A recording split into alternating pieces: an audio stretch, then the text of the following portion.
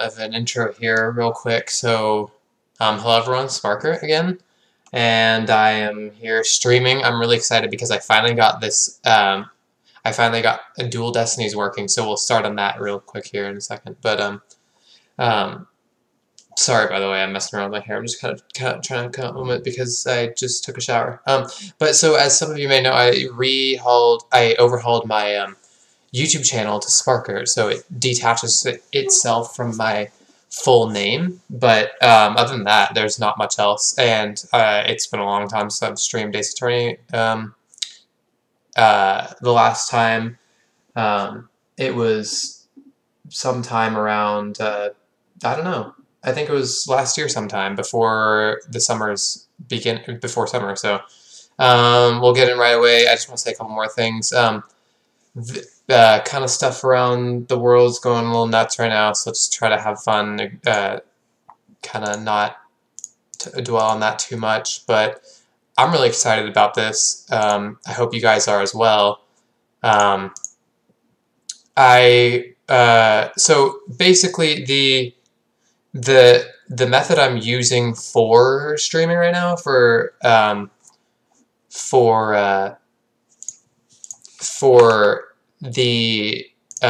the game is going to be it's an application that lets me connect my phone to my computer.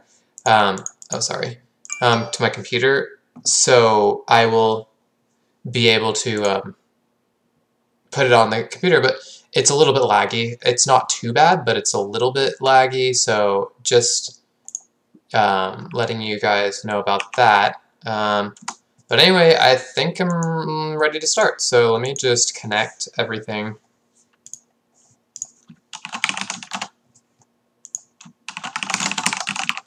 To the stream.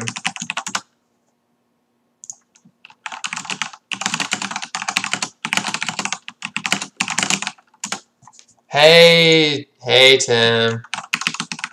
Yo. Okay. What's up? Okay, let me just close this, and then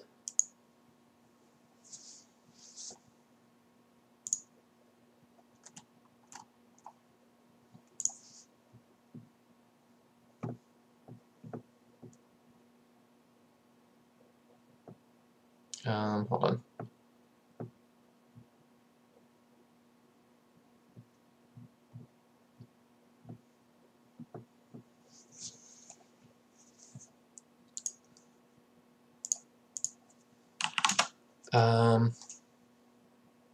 Sorry, there's a little bit of an issue right now. 1 second.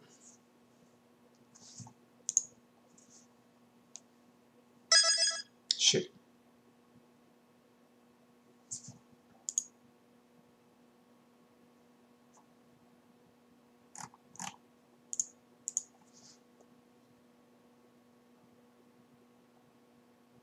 Here we go.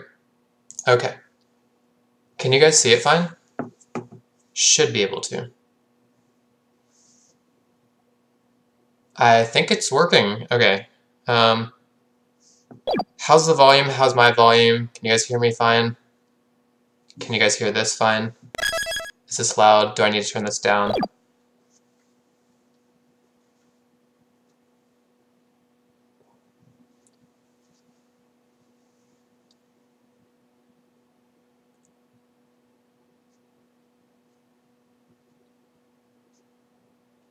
Okay, perfect. Thank you, Tim.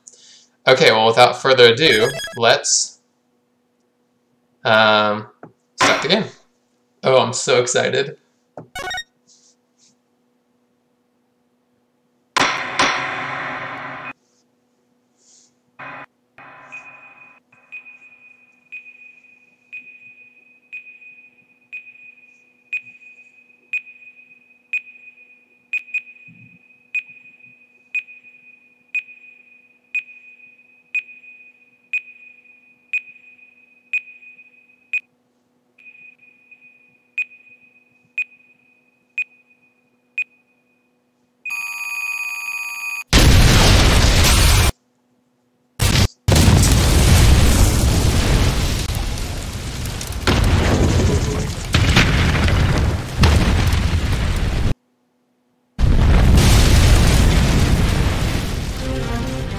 These are dark times, where the law has been reduced to rubble.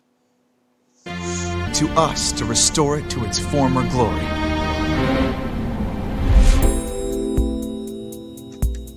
Yeah. Know what you mean. It looks like your target finally decided to make a move. Yo, it's our boy. A trusty new partner on board.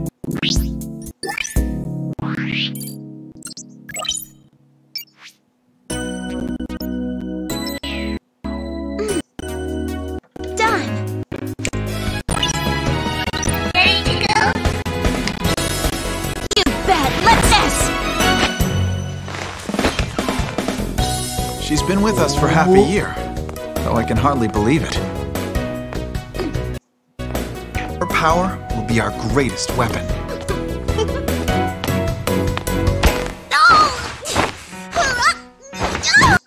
Oh! Are you alright, miss?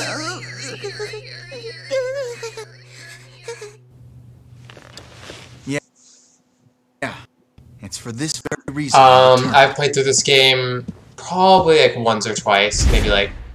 Time to bring it to an end. Yeah, around 2.5 times maybe.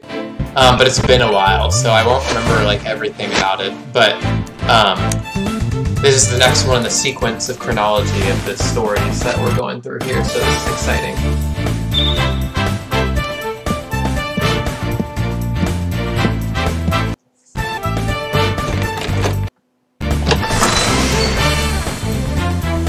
Ooh, Death Note, how was that?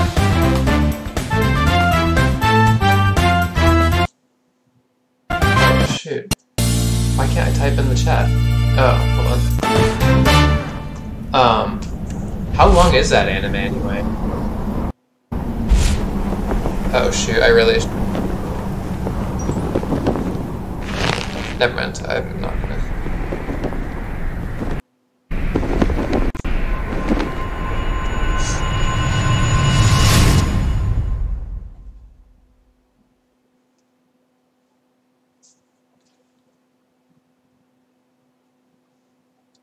Episode 1, Turnabout Countdown. Woo, let's go! Wait, a good ending wasn't my favorite, but that was what I expected. So... Oh, it's not too long of it. Oh wait, hold on. The best thing about bombs is how they erase and destroy without discretion. Sorry, 1 second, I might need to... Because the I can't freeze the text.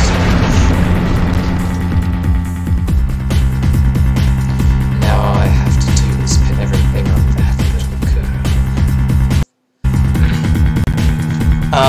That's not too long of an anime. Now, are you saying that the ending was, like, unsatisfactory? Like, it was dark or something? Or, without spoilers, of course, but I really should get to finishing that. They've been taking a while. Okay.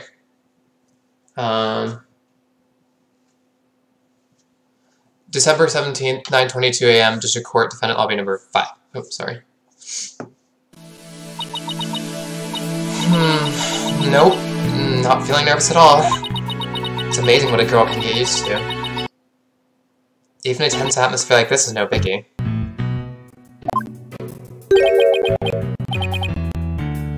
So the show kind of set you up to believe that was how it was going to end. Okay. But personally, you didn't like it. Okay, I understand. I don't understand that having watched an anime like Code Geass was definitely similar to that, and I feel like... Yo, Tim, could you see what's up with Nick and Caitlin if they're busy or whatever? So we can get the whole squad in here? You doing okay, Athena? Oh, Apollo! Yeah, doing great. Like, I'm a little tuned great. Oh yeah? Well, that's good to hear. Although, I could have sworn I heard your voice crack for a second there. Oh, that transparent, huh? Cracking? No, my voice isn't cracking. Nor does steel here, I tell you. This Apollo Justice. He's a fellow lawyer at the office I work for. Apollo's the lead for the defense on this case, but I'm going to be there at the bench with them, doing what I can to help out. I know, right? Tim, you're always around. I appreciate that. You're always on it and everything, too. Always in the chat, really. I wish I could type. I'd have to Alt-Tab to type, but if I try to type on my laptop, for some reason it asks me to sign in. So I can't, but I'll be able to respond to you through voice, so. So I really appreciate you being here. Oh, whoops, sorry. I'll do whatever it takes to defend Junie.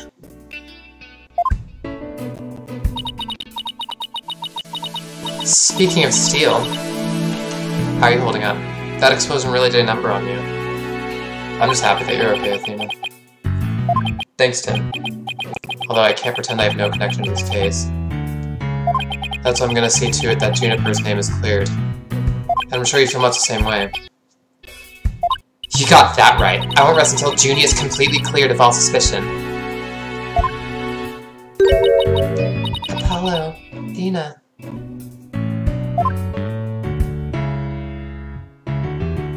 Thank you for doing this for me.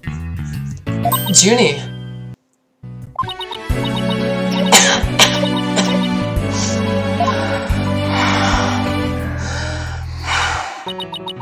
Hey, are you okay? Sorry about that. I always seem to go into coughing fits whenever I get nervous. This kind of thing never happens. At Omni Forest, though. Yo! Hey, Nick! I can't type in the chat right now because, I'm on my laptop on the side and it's asking me to sign in, so I'd have to Alt-Tab to type, but yo, glad to have you here. This is Juniper Woods. She's my dear childhood friend, and she's also our client for this case. The news keeps repeating that Junie is the alleged bomber. Yeah, so what basically happened is the courthouse was blown up in a terrorist attack, and apparently they're accusing this chick of doing it. It's like, come on. You really think this girl did it? Come on, give me a break. But that's ridiculous. There's no way Junie would do anything like that. I brought you a little snack, Athena. Just a little something from my garden. Hey, thanks. So, is this an orange or a tangerine? It's an orange. My grandma says that orange is the color of strength and endurance. Yeah, she's the culprit, and... Okay. I got you, Nick. That's what's up.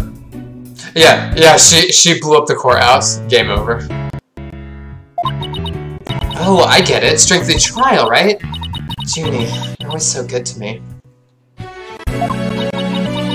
Jeez, look at me standing here clutching my arms to my chest and tears in my eyes.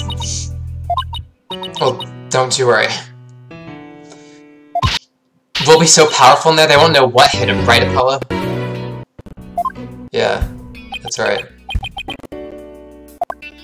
Come what may, this is one trial we just can't lose.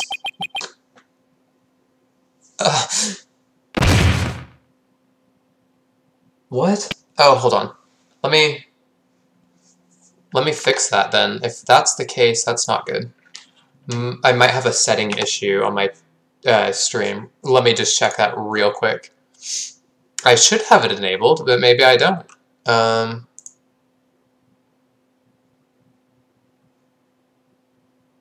Just give me uno momento.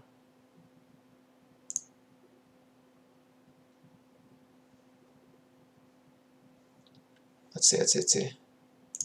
Stream.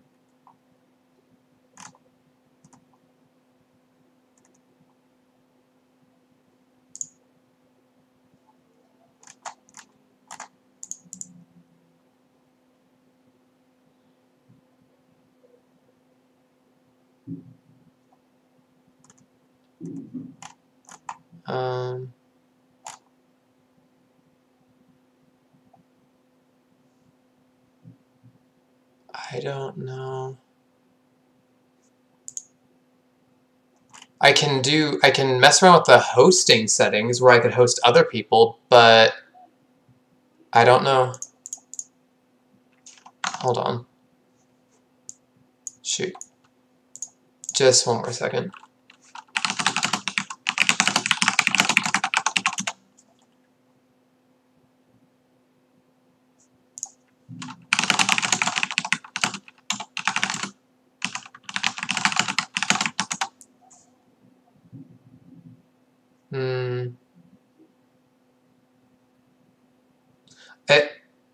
Okay.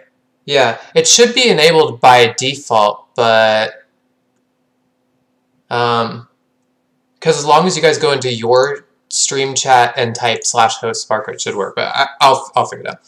Apollo. Apollo.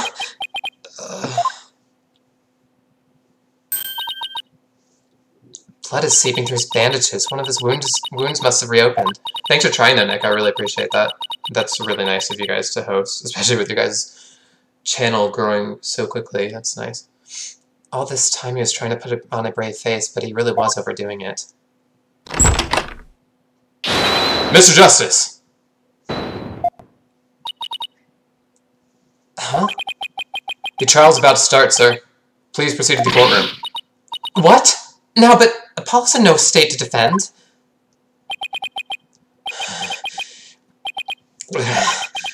I have to defend Juniper.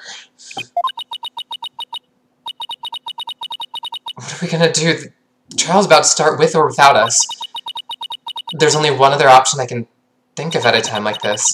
But even if I called him now, he'd never get here in time. No! Wait, there's something else I can do. Apollo, give me all the evidence for the case. Huh? What are you gonna do? Bailiff? Yes, miss?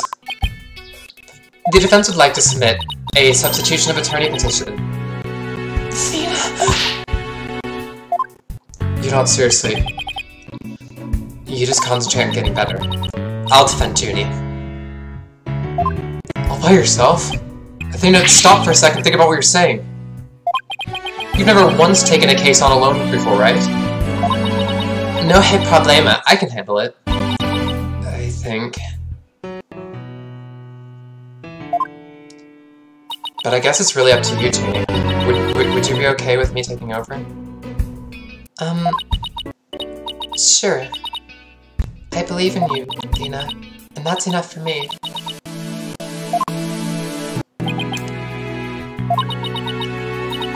You're worried for me, aren't you? To be honest, I'm pretty nervous too. I think my heart might just burst out of my chest. Yeah, Nick, Tim finished Death Note. He wasn't too hyped about the ending, but he expected it, so that's cool though. But you're in no shape to stand at the bench now. So you'll just have to leave it to me. Alright. I can see your mind's made up anyway. I hate it that I can't be there, but I know you'll give your utmost to defend Juniper. You bet I will. Rest assured of that.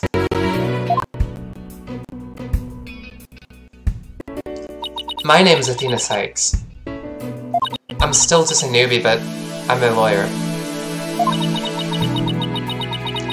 This is the second time I've taken the lead in a defense case. It'll be the first time I stand up there alone, though. But I have to do this. And I'm definitely not about to let anything bad happen to Junie. Ooh, let's go! Trial day! We're fresh off the bar, we're likely fresh off the bar, since we're a newbie. Well, not fresh off the bar, because apparently we've led a defense before, but second time's a charm, I guess, all by ourselves. December 17th, 9:46 a.m. District Court, court number 5. You guys ready? Let's go. Day 1. Court is now in session. All rise. Yeah, no spoils in chat. No spoils in chat on that. Court is now in session for the trial of Juniper Woods. The defense is ready, Your Honor. The prosecution is also ready, Your Honor.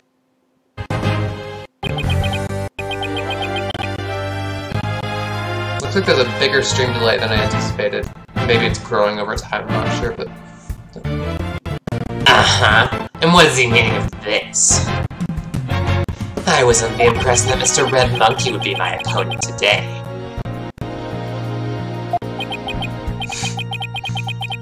Yes, well, a substitution of attorney position was submitted just a few moments ago. Due to the explosion in the courthouse yesterday, Mr. Justice is unable to continue. I see. Not at all surprised to use that as an excuse to run away. With me as an adversary, who wouldn't want to feign illness in order to escape? God, this guy's such a geek. What? The nerve of that guy. I'm going to give him a piece of my mind. Well, I would if I wasn't so nervous. Oh, this arrogant jerk. You arrogant jerk. No! Wait a... Is my hearing getting worse? I could have sworn I heard the defense say something just now. No, you didn't hear anything at all. It's best not for me. Hard. I could have sworn I also heard something. Oh, that would be my indispensable partner, Witted. He, sometimes blurts out what I'm thinking. Well then. If that's the case, it's a clear contradiction to what you just stated. A contradiction? You just stated that you said nothing. I mean, that's still technically true. She didn't. However, that device of yours says what you're thinking. Then you indeed said I was... What was it? Elegance at work? Actually, it was arrogant jerk. At any rate, what does it matter if it's a red monkey or a yellow monkey facing me? No fresh out of law school rookie can defend this witness. Mr. Payne, I believe that's enough. Let's get back to the case.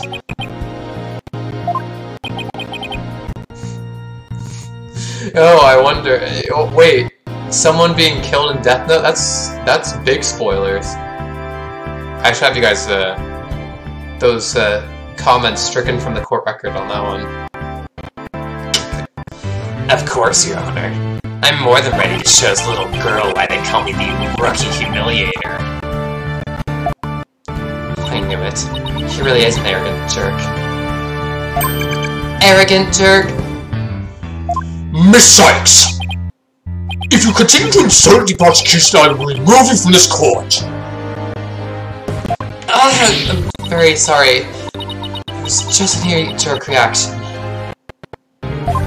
Now then, Mr. Payne, your opening statement, if you please.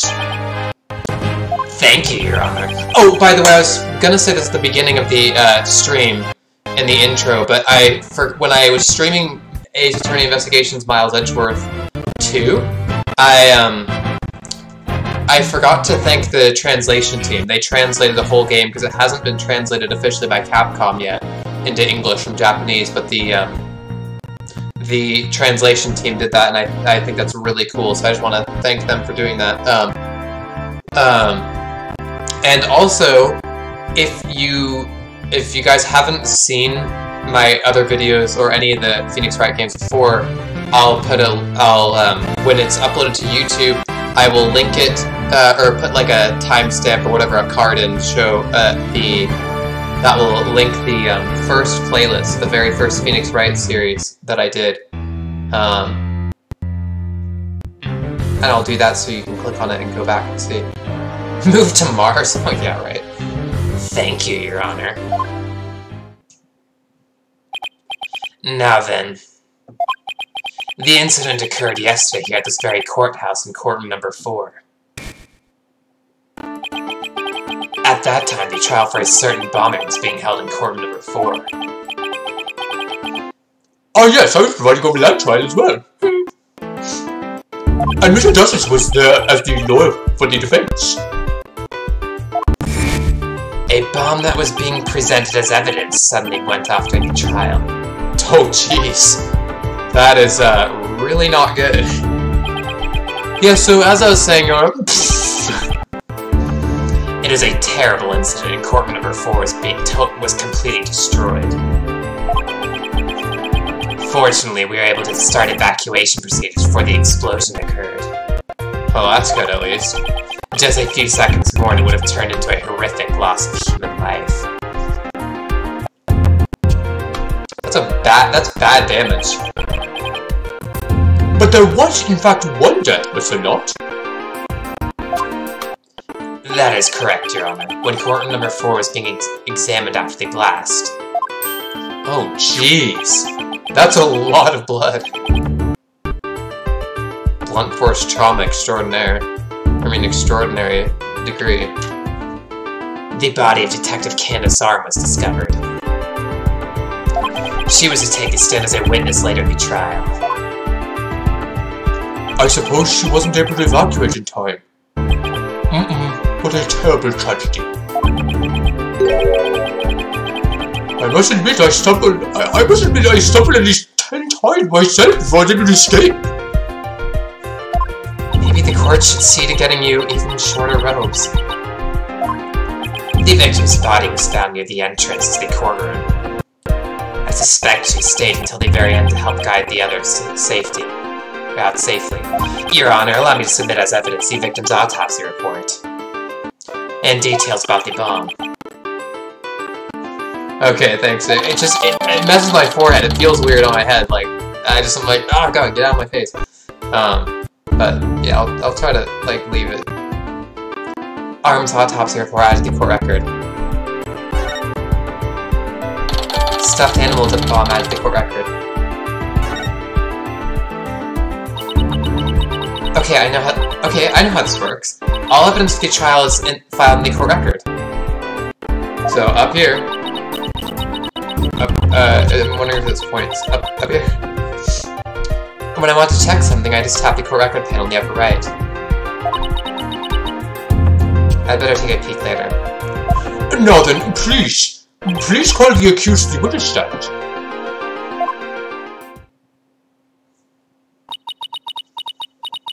Come on, how can I...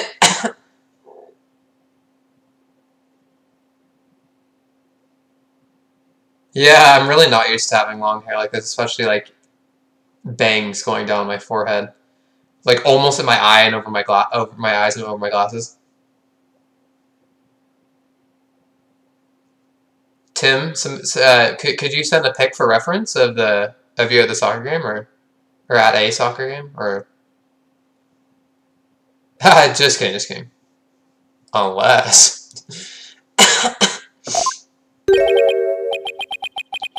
Defendant, are you feeling alright? You're looking a bit pale. I'm so sorry, I was feeling a bit weak when I first arrived here at the courthouse.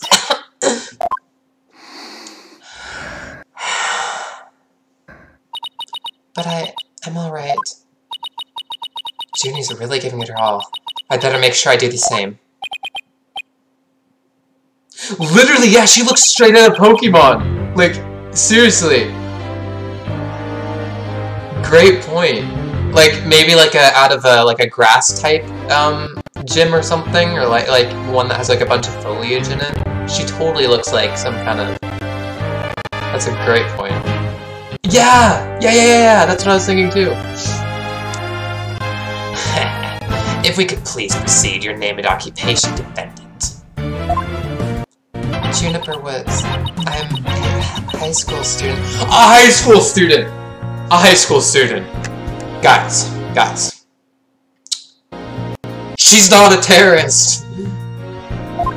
Miss Woods, can you confirm you're in the courthouse the day in question? Yes. I came to know apologize through my friend Thena. And so I was there yesterday to watch this trial and lend my support. By the way, because this is Capcom and like just how Ace Attorney works, it's totally anime. Like I mean. Wait, you heading out, Nick?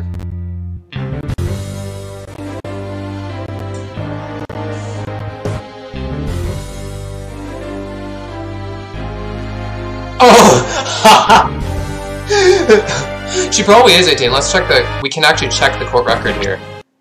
She's 18. Don't worry. She's 18. She's 18. See? Don't worry. She's a senior. Okay? We're good. And so I was there yesterday to watch this trial and lend my support. Something's wrong. Junie's really scared. Did you know I'm also known as the defendant humiliator?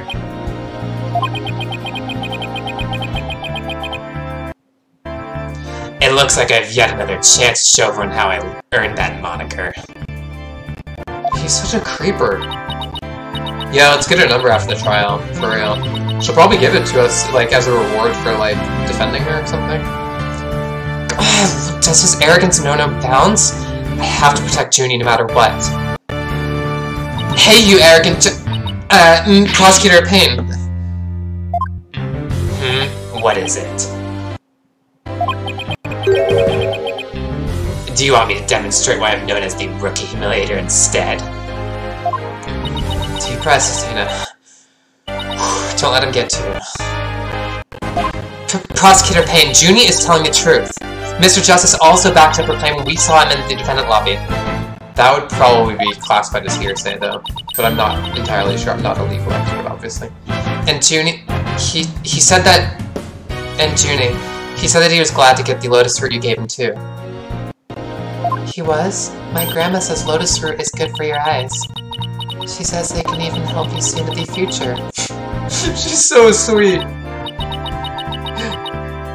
Yeah, in exchange for my services, we will go out and... on a date. They can? Then that's the perfect present for a lawyer. And if that's true, I guess he must not have eaten them. A sweet little girl like this bloody cold the bitch? Finally! My god. I must say it's very hard to believe. Objection! Now, Your Honor. Don't let her seemingly innocent appearance fool you. The first objection to the game, so hype, let's go! What's this creeper? Yikes. What the cringe. The defendant had a motive for committing this crime. That's not true. I don't have any kind of motive. And I didn't even know who the lady was who was killed. I admit the investigation didn't turn up any connection between the victim and defendant.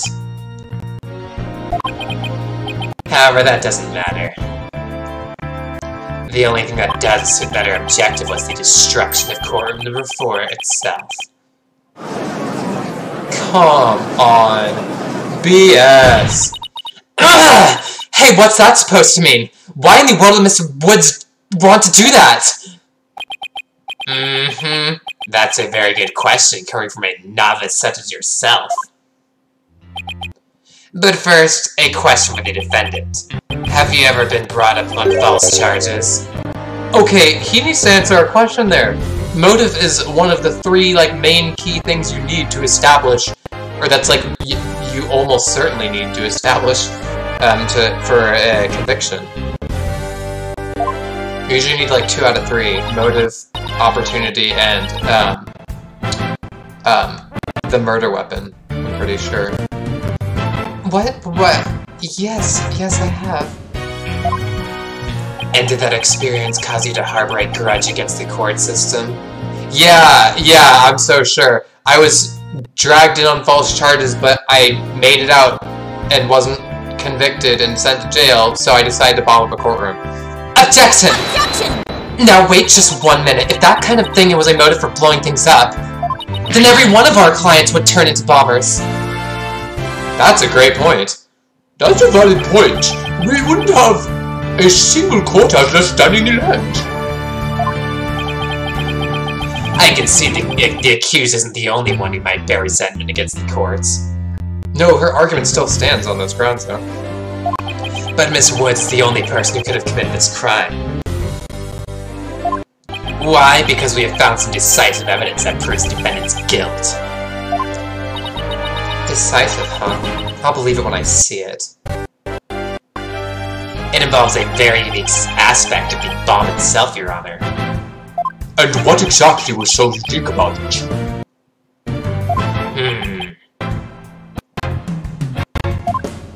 Why don't we have Miss Sykes answer that question? That's not our job! We don't need to do that! That's...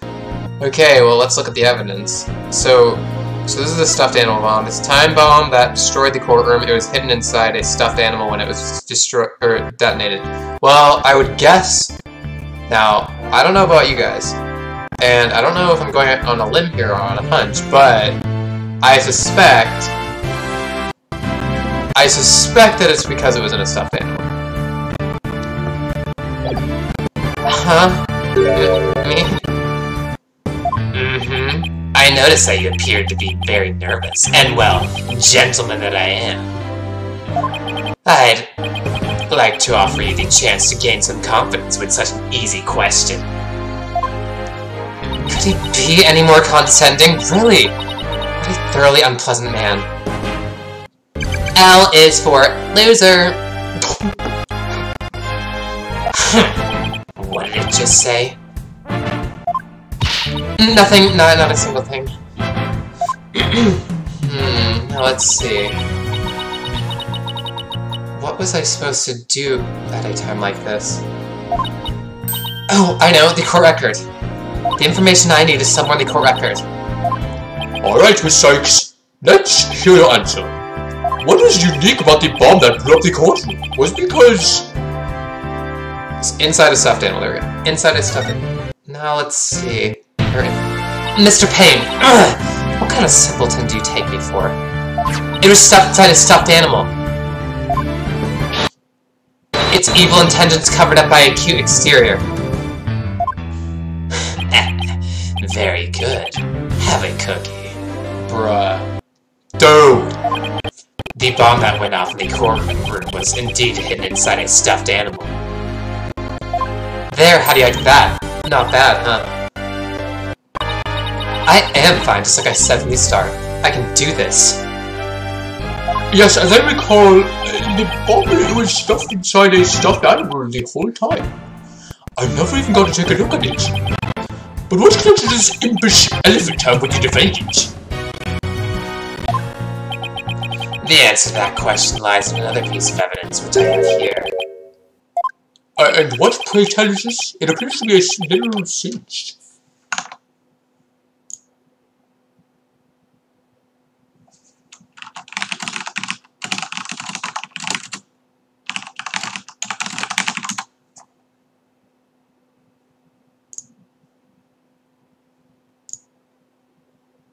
Hold on, 1 second, I'm sorry.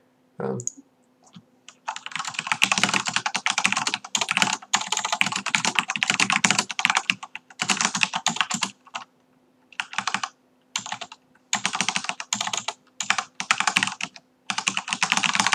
we go. Sorry. It's a tale, Your Honor. The tale of a poor victim of the explosion. This is incredible! Are you saying it's Detective Arms?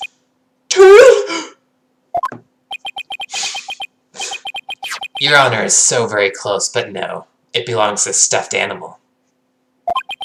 It's called Phony Fanty. A rather unpleasant name, if you ask me.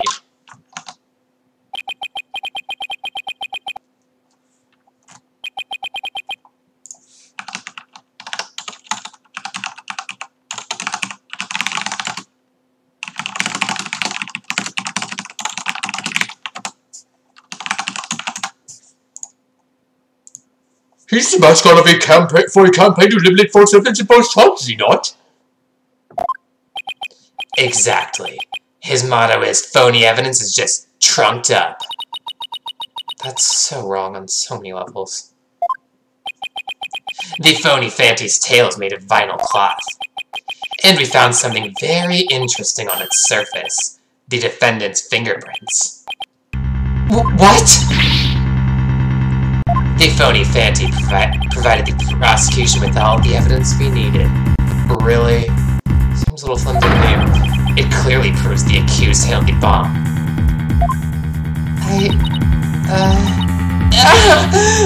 Oh.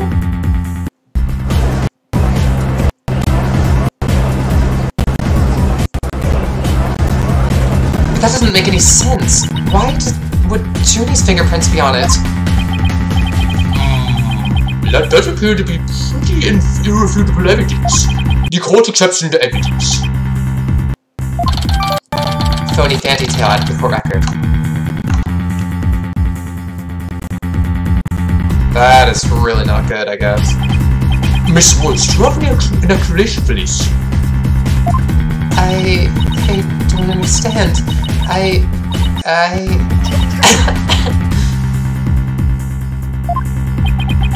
How about you, Miss Sykes? Do you have any plausible explanation to refute this decisive piece of evidence? Well, I can't do it. I can't think of a single thing.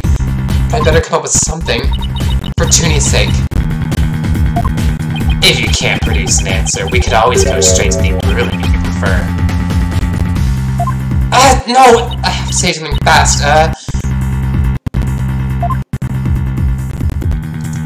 Oh no. I can't get my voice to work. Why now of all times? Thanks for letting me know, Tim. I really appreciate you guys being here, so no worries about not calming, like, too frequently, so...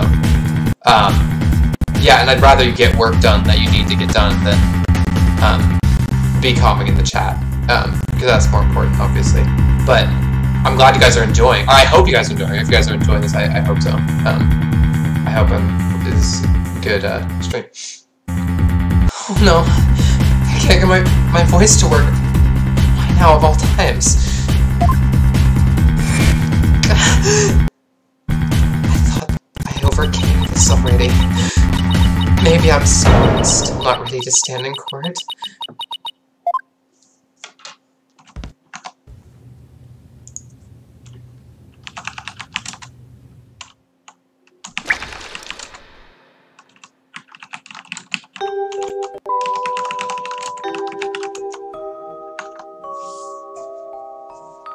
What the...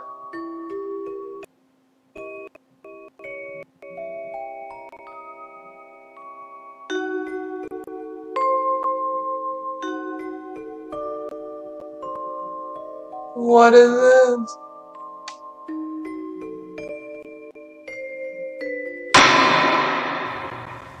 As you can see, there is no room for debate. Objection! There's our boy! Why, it's you!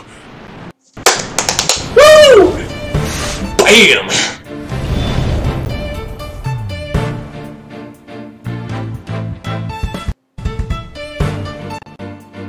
Yeah, let's go!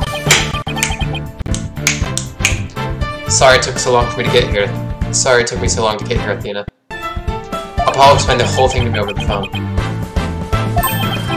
He asked me to come help you out in this place. Thanks for coming. I hate to admit it, but I was having a real rough time of my own. Yeah! Phoenix Wright is back! Oh, I don't know, I think you're doing just fine, all things considered. Yeah, I know, right? The cutscenes are literally just anime. And you hung in there, giving me enough time to get here. Now let's turn things around. You got it, boss!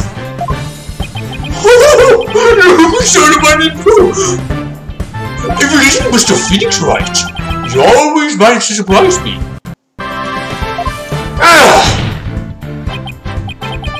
Yeah, like, also, can we just talk about this for a second? The courtroom doors are closed, and I'm assuming the courthouse doors and the courthouse walls are thick enough to where sound doesn't penetrate through and leak into other courtrooms into the hallways to, you know, not interrupt other trials and stuff like that and disturb them. So he probably couldn't hear what was being said. He just yeeted in and just was like, objection! So, yeah, that's pretty mean. That's just the Phoenix thing to do, though. Your Honor, Mr. Payne has called for any early ruling. But I believe there are still many things that need to be deliberated. Oh, by the way, just catching up, for anyone who hasn't seen the whole series yet, Phoenix was disbarred. And only he just recently, like a couple months ago, got his badge back. He was disbarred for presenting illegal evidence. But now he's back on the attorney train, so he's back to practicing law. He had to retake the bar, I believe. Yeah, literally, like, he must have been. Like, how could he have... Did he, like, wiretap Athena or something? Like, had, like, a tracking thing on her so he could hear what's going on? But I believe there are still many things that need to be deliberated. How did Miss Wood's fingerprints end up on the stuffed animal tail? How was the bomb even detonated? Until these questions are answered, I assert it's impossible for a fair ruling to be made. And this is in stark contrast to how the first game was. Like, Phoenix, like, did not know what time it was, he didn't know what was going on, so him talking like this, like, he's a badass, he knows what's going on. You're absolutely right. Let's continue from where we left off. I assume you have no objections, Mr. Payne. None at all, Your Honor.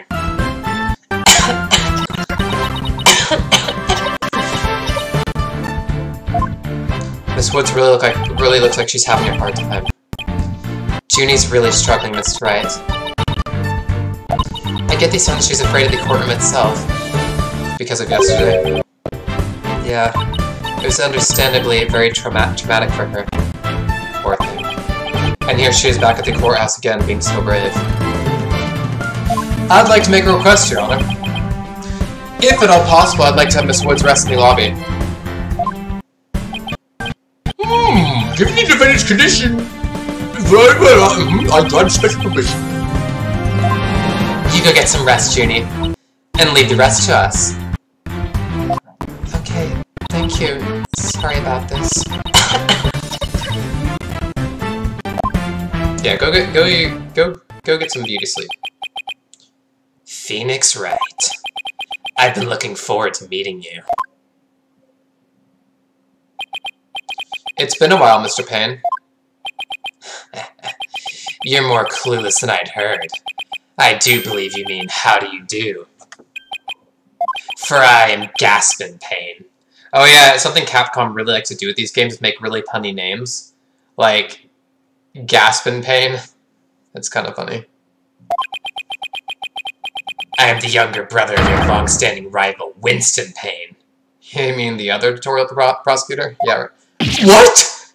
Long-standing rival? When were we ever rivals, let alone long-standing? You'll see, Mr. Wright. I will cleanse Winston of the disgrace he met with at your hands. Looks like this royal pain is going to be as thoroughly unpleasant as the other. Your Honor, the prosecution would now like to call a decisive witness to the stand. Here we go. Time to cross-examine some testimonies. This witness will testify as to how the accused detonated the bomb in the courtroom. Very well. Please call your witness, Mr. Payne.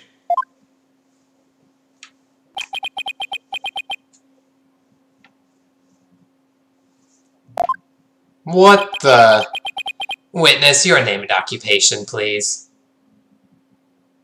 Yeah, why is he allowed to wear... Yeah, exactly. Why is he allowed to wear sunglasses? And also, like, the Bean is like, want me to explain why I'm the rookie killer? It's like, you can't just, like, ad hominem the opposing counsel. That's, like, not how this works. Like, it's just, yeah. The counsels get to get away with so much, and the witnesses get away with so much, as we will see. Very, very funny. Witness, your name and occupation, please. Witness? Name, Ted Tonet. Occupation, bomb disposal specialist. Oh my! What a strange robotic voice you have! What big teeth you have! Speech synthesis via typing. It is the same as me talking. He sounds exactly like a robot. And how is this legal too? Like, visor, robot, voice, type, text-to-speech. Can you speak in a normal manner? I can. He can! But I don't like to speak. Speaking is inefficient. What the? Energy expenditure, speaking, greater than typing. Understand? Is that actually accurate? I don't know. What an odd witness. Oh well. Mr. Tonate was in charge of the bomb for that trial and was there when it went off. Okay! Ding ding ding! The guy who's in charge of the bomb. Isn't he the likeliest suspect then? Since, like, you know, he knows how the bomb works, he knows where it would be, he's supposed to keep track of it, probably supposed to make sure it's deactivated, you know, all those things like that. Being a bomb squad specialist, do you have any relation to the defendant? Negative. I first met the girl while on this job. Many people are employed by the police. I know only a fraction of them. However, I was shocked when I first discovered the body of the victim. Shocked? I was the first one on the scene after the explosion. Bomb specialist? First on the scene? Really makes you think. I went there to ensure safety, but I ended up discovering a dead body. So he was the first to discover the body, was he?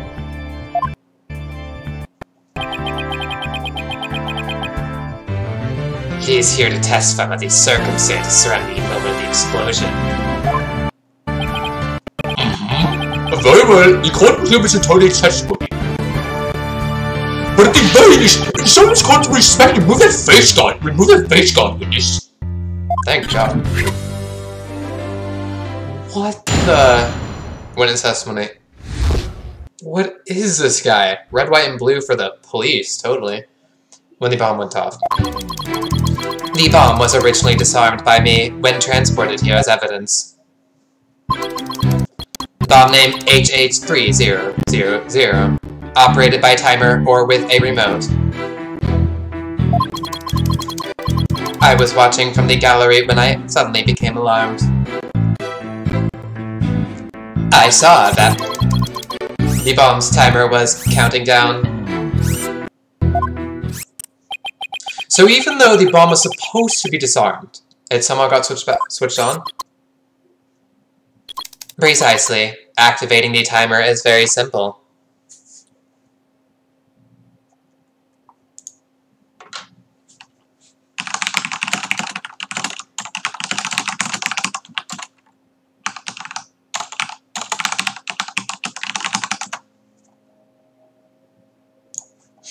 Sorry.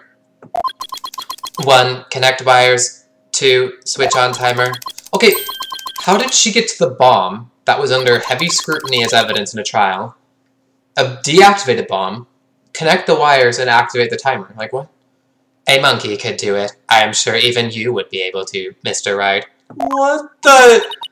I guess that this makes you the blue monkey in this barrel of fun boss. I'd now like to begin my cross-examination. Huh? What the? Dude! What the? Mr. Tonate! What is that? HH3000, aka bomb. What? A bomb? Great cookie boogie! Mr. Tonate, I don't need you to solve it in this instance. Disassembly complete. 5.3 seconds. 0.2 seconds short of my personal best.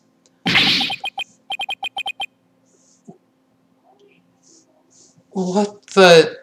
Are you trying to give me a heart attack? I'm not doing a spring chicken, you know. Yeah, we know. Don't worry. This is an exact replica of the HH3000. 1 second. Sorry, I need to take off. It's a little hot in here.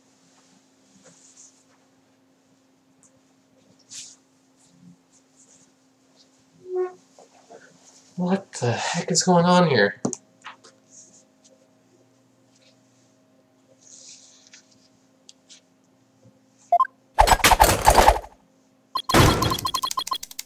This is used to practice disarming bombs. Disarm equals success. Explosion equals failure. An exact replica of the bomb that exploded, is it? What the? Get off Reddit.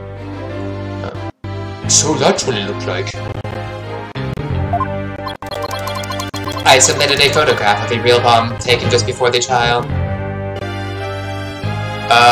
What's with the crack on the timer? You guys see that? On the clock or whatever.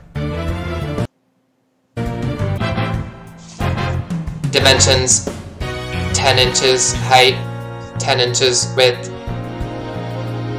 by 10 inches diameter. Wait, not diameter, that's height, width, length. So I guess that, I don't know. Weight, 12 pounds. A perfect replication. Your bomb does appear to be a very good copy indeed. Yes, however, I cannot replicate the detonation mechanism. Yeah, let's hope you couldn't, if you're just gonna be bringing a replica into the trial. Like, what the dude?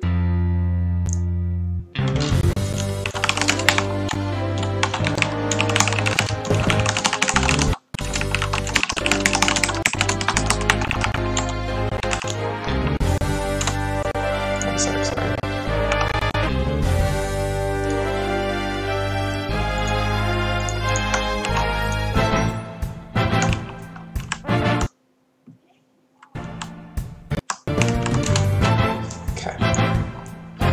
Yes, however, I cannot replicate the detonation mechanism. Just a crack in the hold on. It's just a crack in the timer on the we can't see it right now, but it's a crack on the display, the clock display for the bomb. So I don't know why that is. No chugs allowed for there are a few exceptions. It has a very puzzling wiring setup. It is regrettable that I could not replicate it. Wait, is that enough? There's no need to replicate anything here. HH3000 or HH3000 bomb updating the core record. And now if the defense would... oh, whoops. Oh, wait, never mind. And now if the defense would begin the constellation... Where's the sight gone to?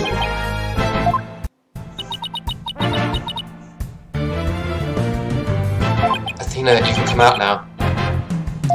Okay, Mr. Wright, let's get to work. I guess you were pretty scared, huh? What? I don't know what you're talking about. She was about to bolt. Put a sock in it with it. As transparent as ever. Now let's see, where were we? We were at the cross-examination. Oh, cross-examination, of course! She seemed disoriented. I wonder if she's alright. Maybe I should ask Athena if she remembers how to cross-examine. Tell her focus. Nah, she'll be fine. We don't need to refresh on the cross-examination. Kind of pro at this. Oh, whoops, I mean, it's like... Nah, no need. Nah, no need for that right now. She'll be fine. I'll do everything I can to help. If you can't find any contradictions, and you flub it too often, don't be afraid to ask me for help. Tap the consult panel when it appears to consult with me. I'll let you know where I think the suspicious statement is. Sounds good. I'll be counting on you if I get in a bind. Alright, it's cross-examination time. You guys ready? First cross-examination of this game. Let's go. Woo! Cross-examination. When the bomb went up. Hold on. At a time like this, it's a good time to save. Let's save over this selected data.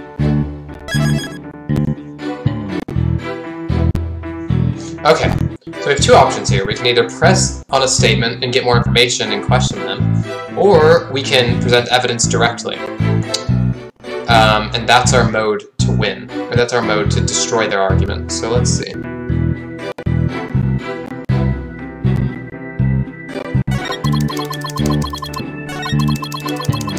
I was watching from the gallery when I suddenly became alarmed. Hold it! Hold it! Hold it! Sorry, I gotta get used to the timing of this game. Why are you in the gallery? My duties may have been over for the moment, but I wanted to keep watch. Even though the bomb was disarmed, you can never be too careful. Explosive devices are very dangerous things. You don't say. Ah, how admirably responsible of you. A model to be emulated. I practice disarming bombs every day. If you could do that quick, then how didn't that happen when the bomb was going off the courtroom? I practice assembling them too. Or, I practice assembling them too. The disarming part I get, but assembling them? Assembling them? Yeah, that's insane. Well, have you know that I practice presenting evidence every day myself? I see, but do you ever practice having evidence presented to you? Presented to me? What? No, Then you cannot very well call yourself a professional yet, can you? Oof. Savage. The witnesses are always so savage, it's really weird.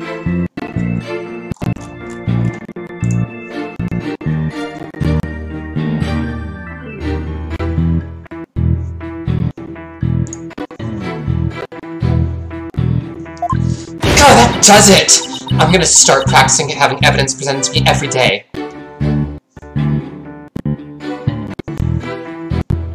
And you better drink some coffee, boss. We're gonna be pulling an all-nighter. I don't think that will be necessary, or worth either of our time. So much intelligence. When did you witness in the gallery? That's so weird when he does it with his eyes. I saw that the bomb's timer was counting down. Wait a minute. I have a question. I might be crazy, but this is supposedly where the bomb was hidden, right? The bomb was hidden in this stuffed animal. The judge even attested to the fact that he couldn't see the bomb the whole time. So it seems weird to me that this guy is now claiming that he saw the timer. That seems like a lie. So I think let's present on that. Objection! Woo! Let's go. So you say you saw the bomb's countdown, is that right? Of course. I clearly saw it counting down to 0. Uh-huh. And I say that you are clearly lying. What are you talking about?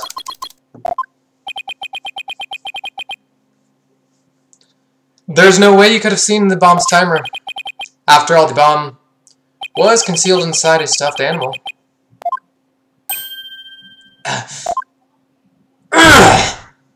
Mr. Tonate, how can you claim to know the bomb was about to go off when you couldn't even see the timer? Woo! Let's go. But that. Yes, you can mess up the case if you present the wrong evidence like 5 times. I think I'm not sure how many times in this game, but if you present the wrong evidence too many times, then you die. It's game over. What? No! That does smell like glowing images indeed. Witness, how do you explain this? Well, Oh, that was great, Mr. Wright. You found a contradiction right off the bat. Always remember, Athena. When you find an inconsistency in a witness' testimony, there's always a reason behind it. It could be a lie, a hidden meaning, a secret. Whatever it is, it's up to us to dig it out. And pointing out every contradiction we find is the best way to do it, right, boss? Now the question is, what can we dig out of Mr. Tonate? Well, let me see, liar, liar, pants liar. No, there must be some mistake. Oh, yes, of course, I remember now. The sound, I knew because of the sound. Sound? What sound? When the timer of this type of bomb is switched on, it beeps softly. It beeps softly. Beep, beep, beep. It is the sound of the bomb counting down. A beeping noise, you say? I suppose it would be possible to notice that. Even the bomb inside the stuffed animal. I simply made a mistake. My bad. Oh, come now. Objection! How in the world did you hear such a thing, a tiny little sound, all the way from the gallery? Listening for the sound of a bomb's timer is an integral part of my work. I constantly undergo training so that I will never miss it. Oh, that's not good. I hardly think training would help you hear something so soft from so far away. What the hell? Why does he keep acting that? Are you making light of the fine science of disarming bombs? No, we're not. It is a solemn mission that I put my life on the line to perform. What kind of specialist would I be if I could not hear a bomb's timer? It's not like disassembling a toaster, you know. I don't think disassembling a toaster is as easy either. Now he's just showing off.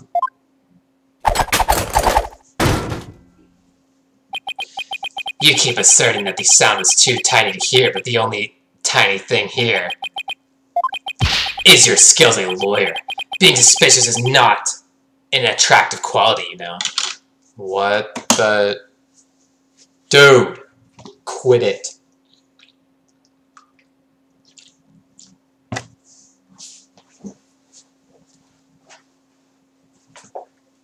You don't need to be so savage, dude.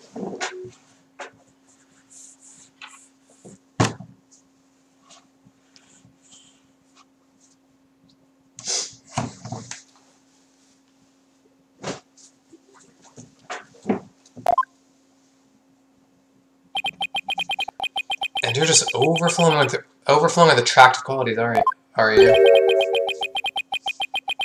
Or perhaps you have some proof that Mr. Tony did not hear the timer. I think that's what he said. I think I just... Well, no, but it still seems totally suspect.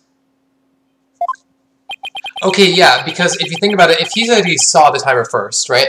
He saw the clock ticking down to 0. That's a really specific memory. And then to say, oh, I heard the beeping... I messed up, I meant to say that. It's like, those are two completely different things. It feels like you didn't mean to say that. And it's going to be really hard to prove that he didn't hear something.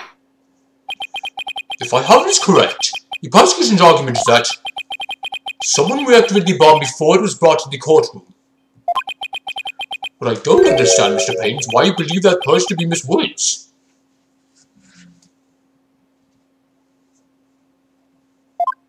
That's simple, Your Honor. Mr. Tonade happened to be there when it happened. Oh, gosh.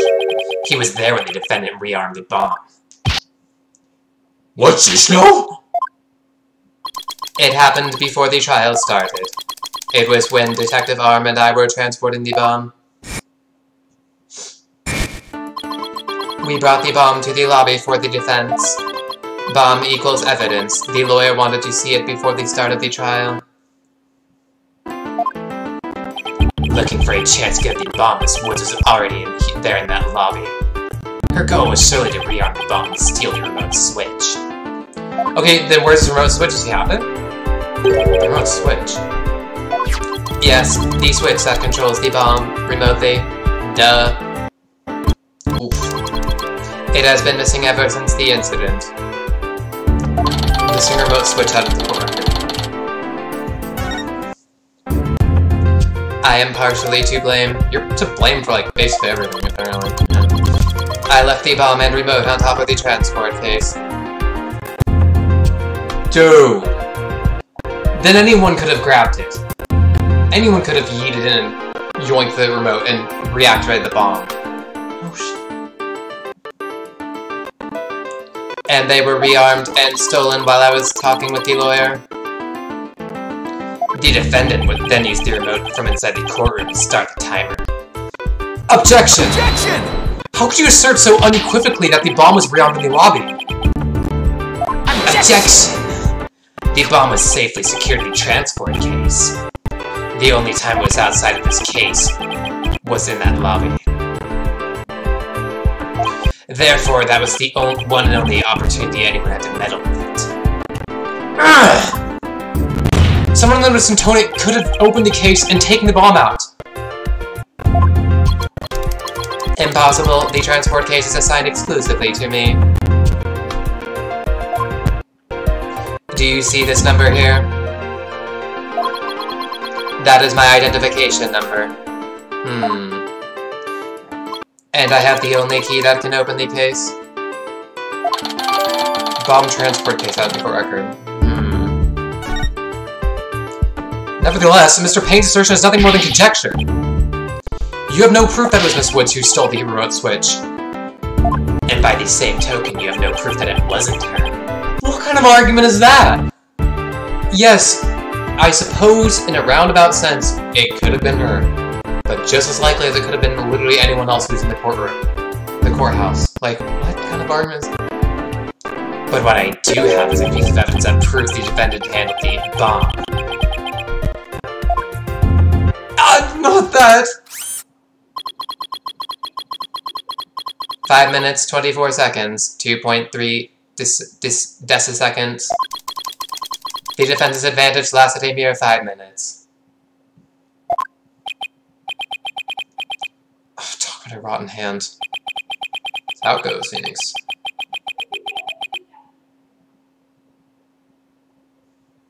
As long as they have her fingerprints as their trump card, I'm at a big disadvantage.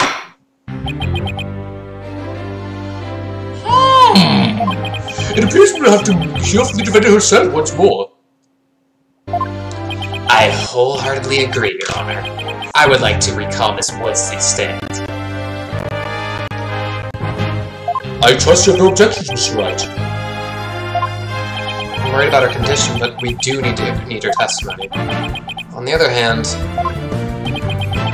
I'm not sure I want to make Athena mad. I can read your feelings, you know, boss.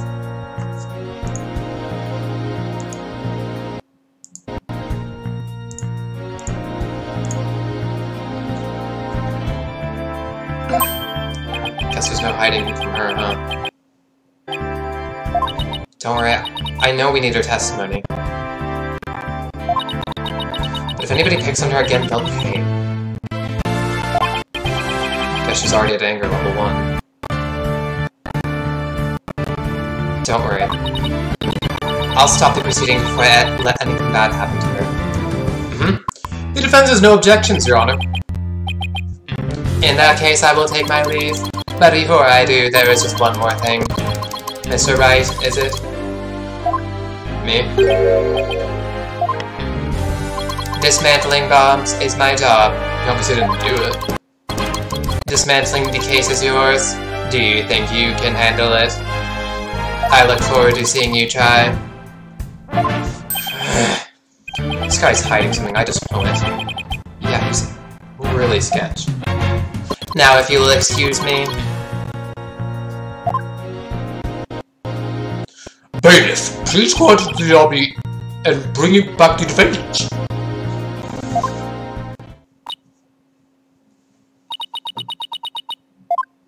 Junie.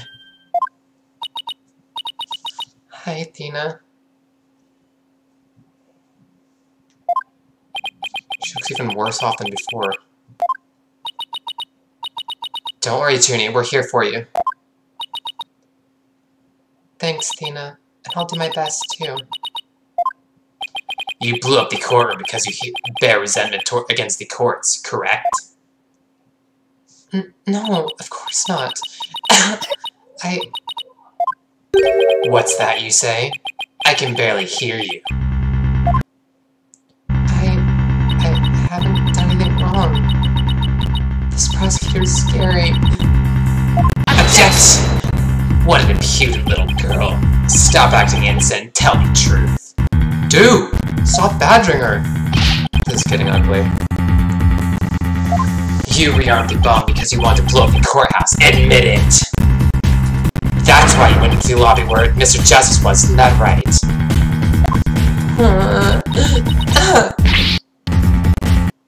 Mr. Wright, can I go give that prosecutor a smack? What? No, of course not. We have to go to review court manners 101 again. I can't let that creep bully and that bullies innocent girls like this off so easily. I haven't forgotten about how he treated you. Don't worry about me, just help Junie! Her heart's crying out. She's so scared, so very scared. Looks like Athena's picking something up with her heightened sense of hearing. And it sounds like this time it's the voice of Miss Woods' heart. Miss Woods' heart. Don't deny it! You stole the remote switch and used it in the courtroom, didn't you? Objection! Your Honor, please put a stop to this. Mr. Payne is badgering the defendant. Yes, Miss Woods does seem quite frightened. Mr. Payne, I ask you to behave more like a gentleman. Ah, but don't you know, Your Honor? There is no more gentleman in this world than I. Yeah, right. As if a gentleman would, or even a gentleman would behave like he does. Don't let that rude ruffian win. Athena... How dare you call a gentleman such as I a rude ruffian? I'll have you know I attend a manners class on every Sunday. Or Saturday. I'm more than just a mere gentleman. I'm a genteel man. Whatever that means. Not when you're terrorizing a young lady, you're not. I demand my money back from that manners class if I were you. Nice. Roasted. I should probably be the adult here and stop the two of them, but... Mr. Payne, that would be enough! Certainly, Your Honor. No further questions. Let's move on to the defendant's testimony. Miss Woods, please share with the court what you were doing when the bomb went out.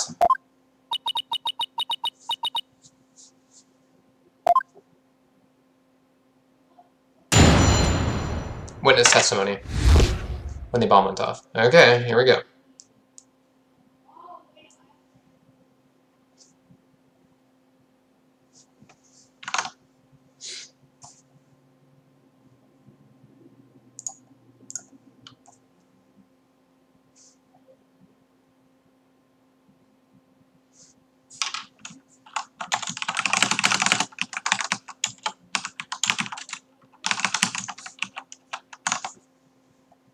When the bomb went off.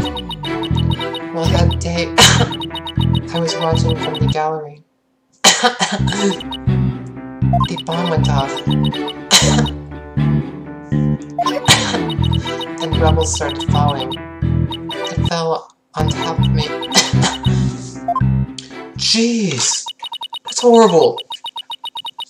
Junie is clearly in pain, being forced to recall the bombing like this.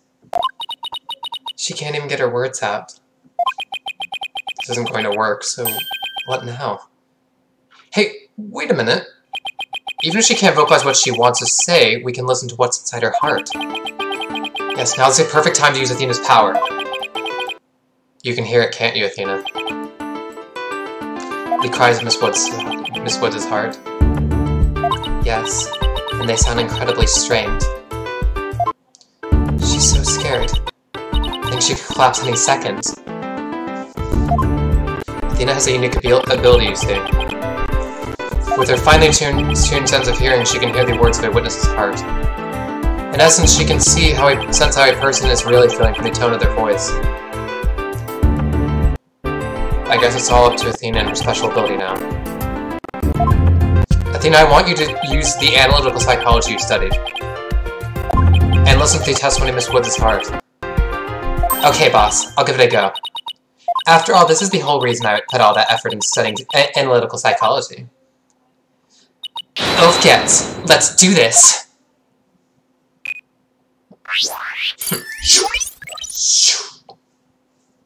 Sweet. That's pretty sweet.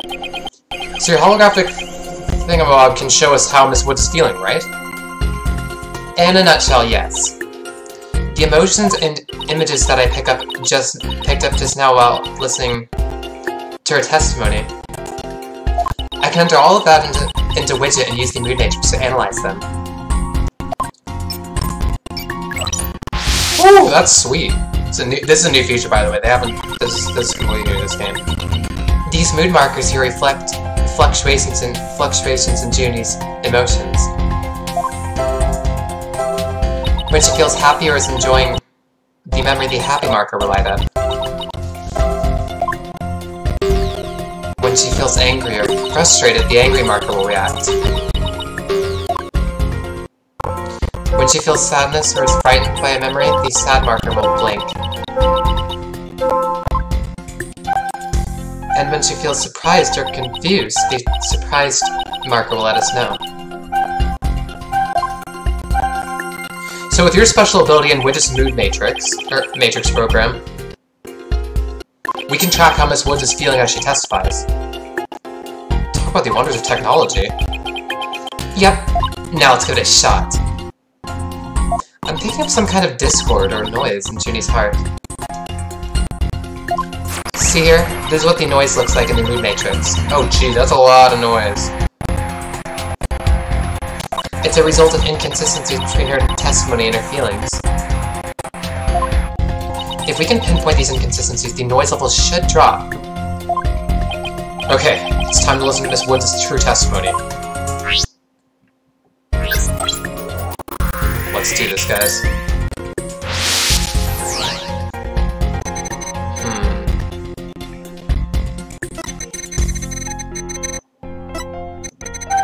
Surprise makes sense there. It fell on top of me. Why is she happy here? That's kind of odd. Can we point that out? I think I have a good grasp on Junie's emotional state now. This power of Athena's is incredible. And I'm seeing an unexpected emotion that's inconsistent with the content of her testimony. What? Already? Look at this. When she says it fell on top of me, the happy marker is reacting. Look at that. That is odd. There must be a reason for this contradictory emotion. We just need to do some digging. When you find an unexpected emotion, tap the unexpected emotion from the 4 mood markers. It fell on top of me. Got it! Got it! Widget is registering joy when Miss Woods recalls the rumble falling on her. There must be a reason for this unexpected emotion. Miss Woods! As the rumble was falling, was there also something that made you feel happy? What? Mr. Wright, the feeling of happiness is spreading throughout Junie's heart.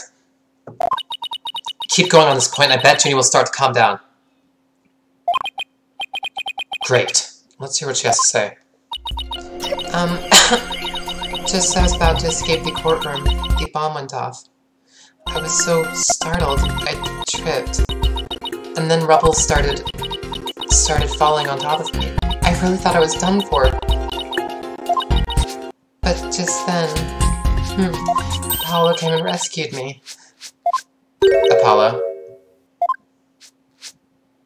He used his own body to shield me from the rubble. Jeez! What a hero. So that's when he sustained those injuries. How do you feel, Junie? Did talking about Apollo give you some courage? Yes, Apollo is just like the sun.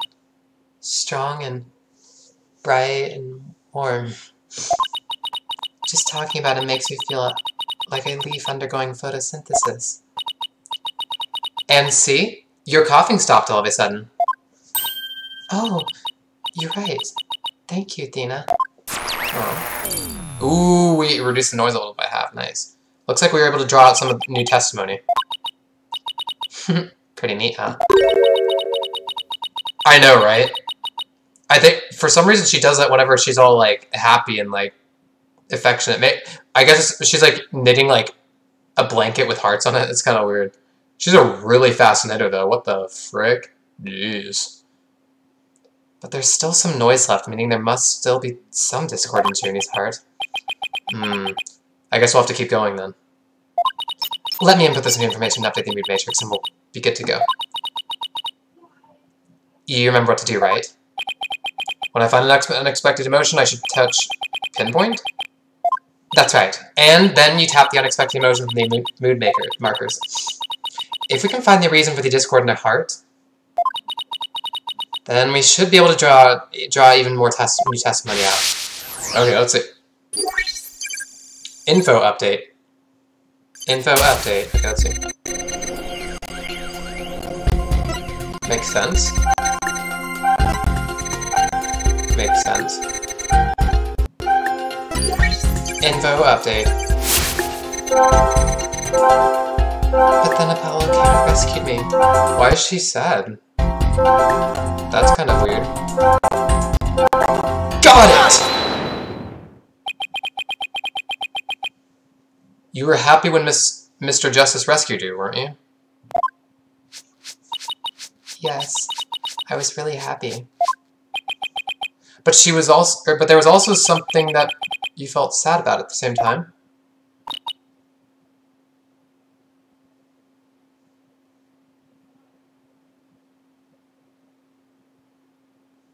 Sad? The reason I ask is, when you were describing how you're rescued, we sensed a little sadness too. Oh, I think it's probably because of Bumbap Ranny, or Rhiney. What the?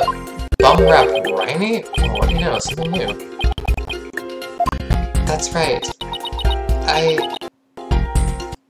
I brought my stuffed animal, Bumrap Rhiney, to watch the trial with me. Bumrap Rhiney and Phony Fancy are brothers. I knew that the legal world could inspire a whole line of merchandise. I had Bumrap Rhiney with me while I was watching the trial. But it wasn't until Apollo saved me that I realized I'd lost him as I was running away. My poor Rhiney, a victim of that terrible bomb. Oh, I know. You can see what he looks like in this poster. It's for the campaign to eradicate fake evidence and false charges. Phony Fancy and Bumrap Rhiney, huh? Nothing against the campaign, but why an elephant and a rhinoceros?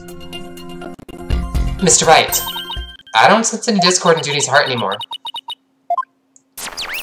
Woo! Let's go! So I guess that means we managed to draw out all of her testimony. That's right. I'll just make an update with the new info, and we'll have the whole picture. So do you think her new testimony will help? Absolutely. I don't know what I would have done without you, Athena. So Bumrap Rhiney was in that courtroom when the bomb went off. Now that we know that, it changes the meaning of that other piece of evidence. All I have to do is present it at the right statement. Info update. Oh, so we have to contradict her full story now. Let's see.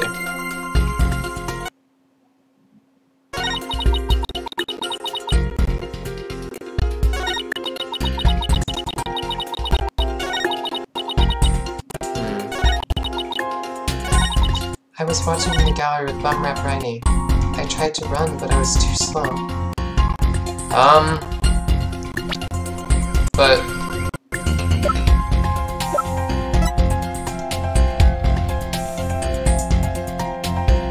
if that's the case, why are her fingerprints on the Phony Phantom's, or Phony Fanty's tail? That's really weird.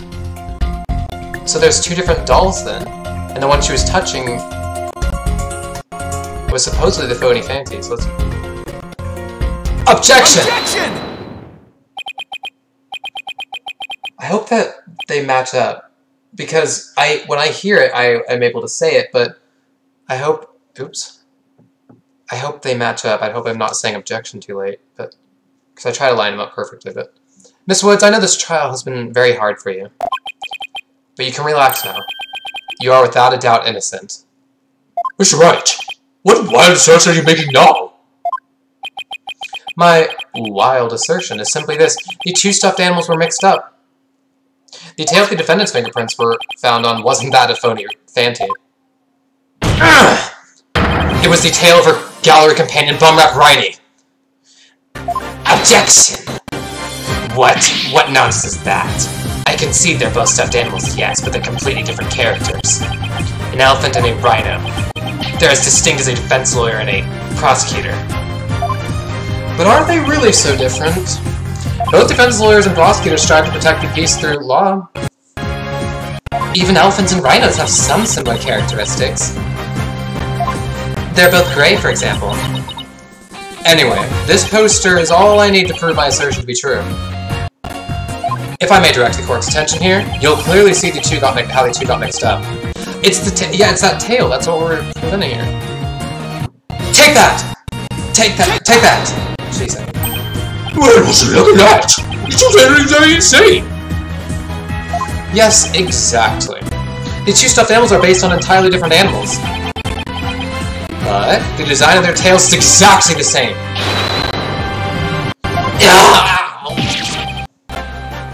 Yes, let's go. The heat is on.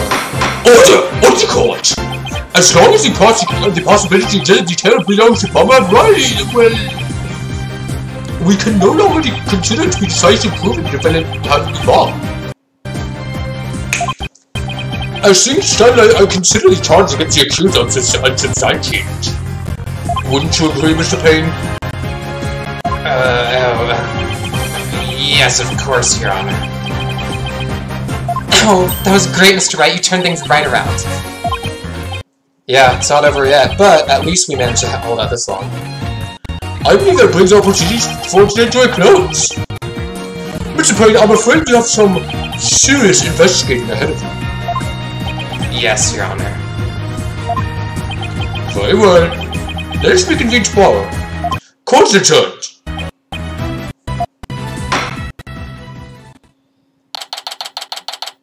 December 17th, 11:56 a.m. District Court. Defendant Obby number 5. That was so exciting, boss. We did it! True to form, you managed to just barely pull it off at the very last moment. True to form? Gee, I never knew you had such a glowing opinion of me. Oof. Thank you for everything you're doing. You did great, Miss Woods. You really stuck it out.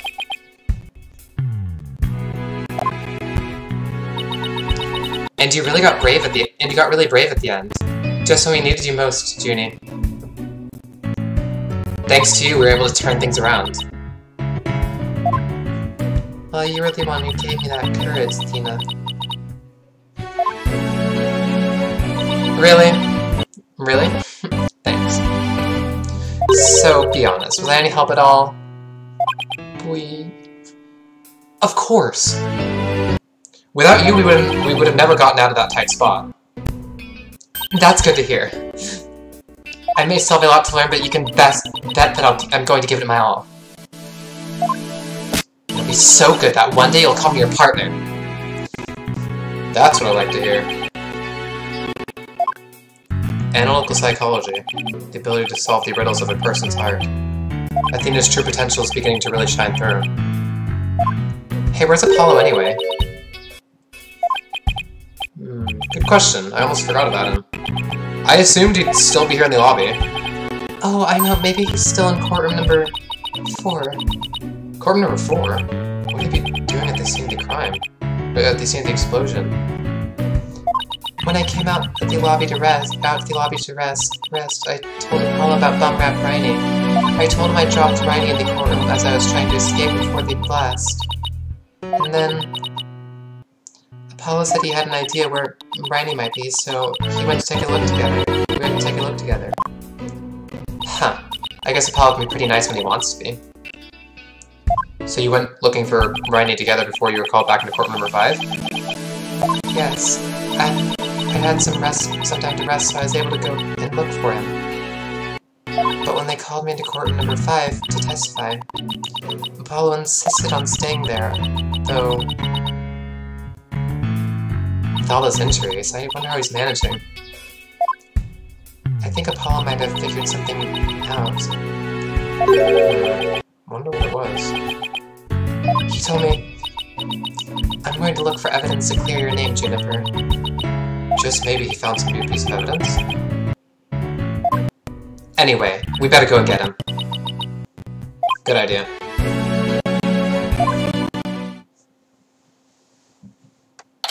December 17th, 12:11 p.m., District Court. Courtroom number 4. Where are you, Apollo? Trial's over for today! Come on, I know you're...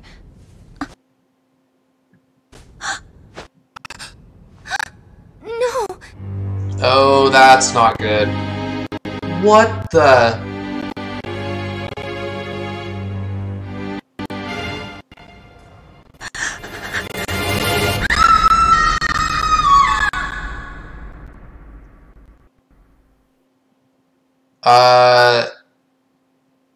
What? To be continued?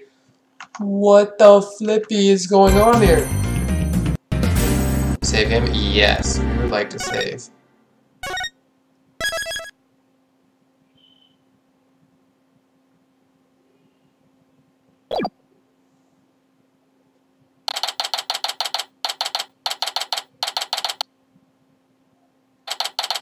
December 18th, 9:34 a.m. District Court, Defendant Lobby number 5.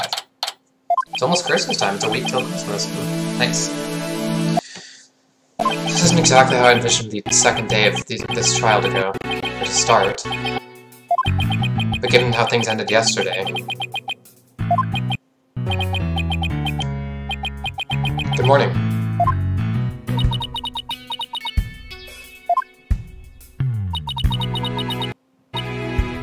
The mood sure is tense.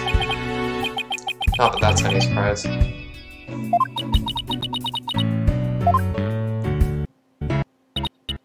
Oh, hey, did you read the paper this morning, boss? Huh? Paper? That came out of left field. You didn't read it? Then you don't know the big news! Somebody spotted an abominable snowman way up in the mountains. Do you know the difference between paper and a tabloid, Athena? It might show up in the forest where you live, Junie. So you'd better watch out, okay? Oof.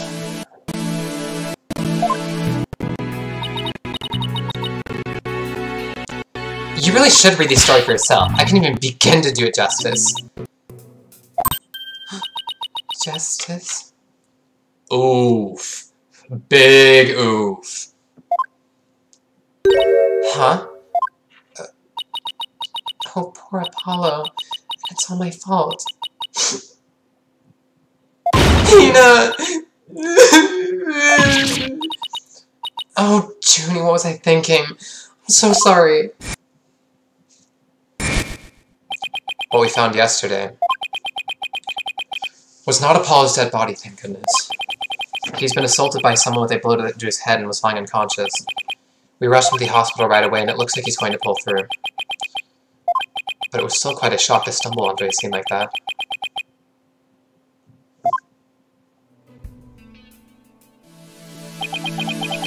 Is Miss Woods alright, Athena? Well, I managed to get her to stop crying. Now she's resting on that sofa over there. I guess she really feels responsible for what happened to Apollo. Poor Junie.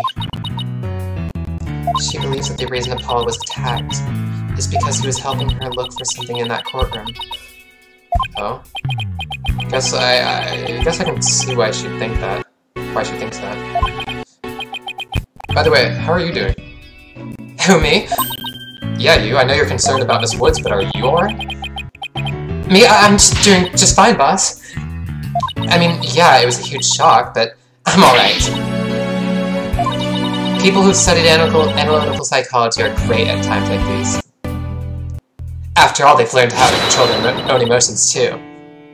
Somehow I don't think it's as easy as she makes it sound. But there's no denying she's a real trooper. Apollo doesn't remember a thing, does he? Yeah, he can't recall anything from the time right before he was assaulted. Nothing about what he was doing in court number 4 who assaulted him. The doctor said it's probably due to that hit he took to the head. That's really not good. At least he's okay though, he's like recovering, he's not dead. Assault in a court of law and losing your memory at that. I know how that feels. Yeah, that happened at the beginning of the second game. Phoenix was smacked by a fire hydrant and lost his memory. So that's really interesting. Wait.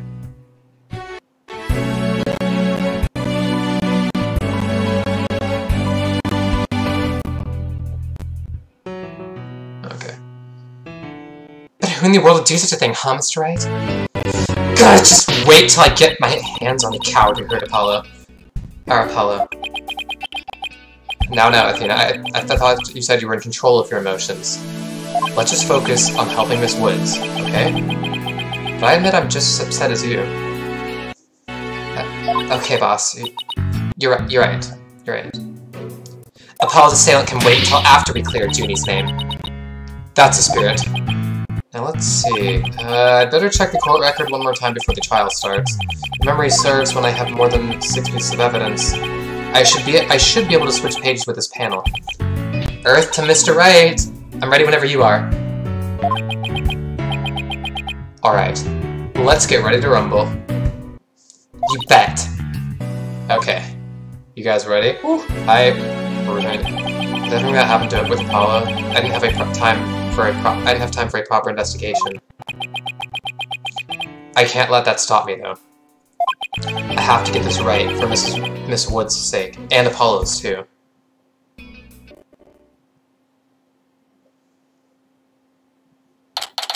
So just for information, only 3 trial days are allowed to be allotted for each case. So this is our 2nd out of 3 days that we get. So we'll have to watch out for that, for sure.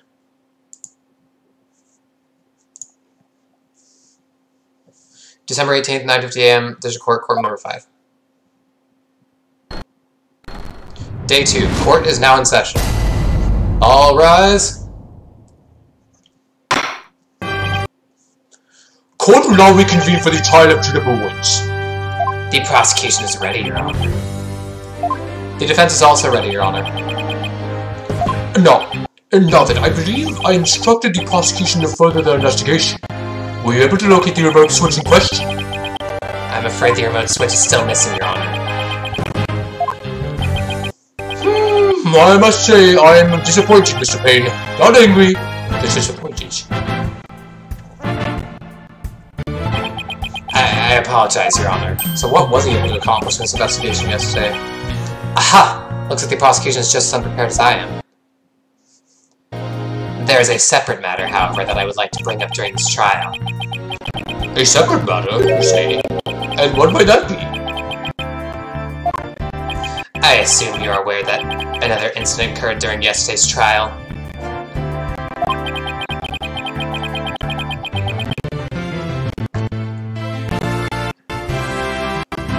I'm speaking, of course, of the assault on Mr. Justice in the ruins of court number 4. Uh-oh. Why is he bringing that up? Yes, what a truly harrowing experience it must have been. Poor Mr. Justice. At the time of the attack, Mr. Justice was not alone. What paper are you working on, by the way, Tim? I never asked you. Or what assignment are you working on today? He was with the defendant, Miss Juniper Woods. He isn't going where I think he's going with this, is he? The prosecution wishes to indict Miss Woods on the charge of Mr. Justice's assault.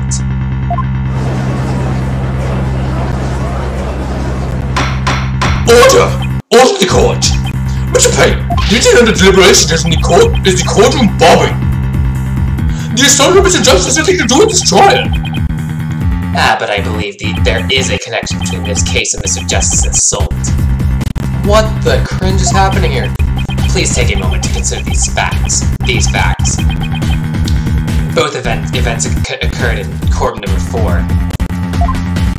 This is the location in court number 4 where the unconscious Mr. Justice was discovered. Geography paper, okay. What's it like? What do you have to do for it? As you can see, it's quite close to where Detective Arm's body was found. Court number 4 diagrammatic record. That is not good for us. The question is, why did the culprit feel the need to maliciously attack Mr. Justice? Why indeed? What do you believe that motive to be, Mr. Payne? I believe Mr. Justice found something in that court while Miss Woods was with him. Evidence that fingered her as the perpetrator of the bombing. You really found some criminal evidence? Precisely, and so I surmise that the defendant picked up a piece of rubble and hit Mr. Justice on the back of the head in order to silence it. Objection! Junie would never do such a thing. She was devastated when we found Paul hurt like that. Besides, please control your outbursts. It is the prosecution's belief that by deliberating on Mr. Justice's assault, we will draw ever closer to the truth of the court bombing itself. What the dude? Very well. Miss Woods is hereby officially indicted on the charge of assaulting Mr. Justice. What the? What? Why are you listening to Mr. Toupee over there? Although, considering our conversation yesterday, I think Apollo might have figured something out. I wonder what it was. He told me, I'm willing to look for evidence to clear your name, Juniper. Maybe the two incidents really are related after all. I would like to start by hearing from the defendant herself. Very well. Bailiff, please bring Miss Woods the witness stand.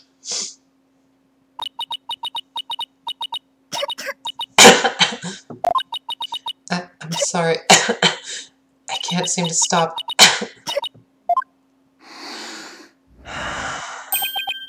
Miss Woods. Guess she's still really upset about Apollo. Miss Woods, you went to the ruins of court number 4 with Mr. Justice, did you not? Yes, I did. Good, good. If you would then, please testify about what happened at the court. Witness testimony. Alone with Apollo. During the trial yesterday, I was overcome by a fit of coughing. Apollo stayed with me and we went to the courtroom ruins together. But then I was called back to this courtroom to give testimony. Apollo insisted on staying behind in court number 4. I swear I didn't attack Apollo. Why would I ever hurt such a kind person?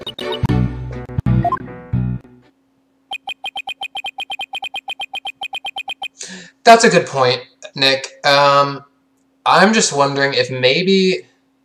I could fiddle around with it. Let's see, hold on. I'm just wondering if it will cut off too much of some of the other stuff, but I can try.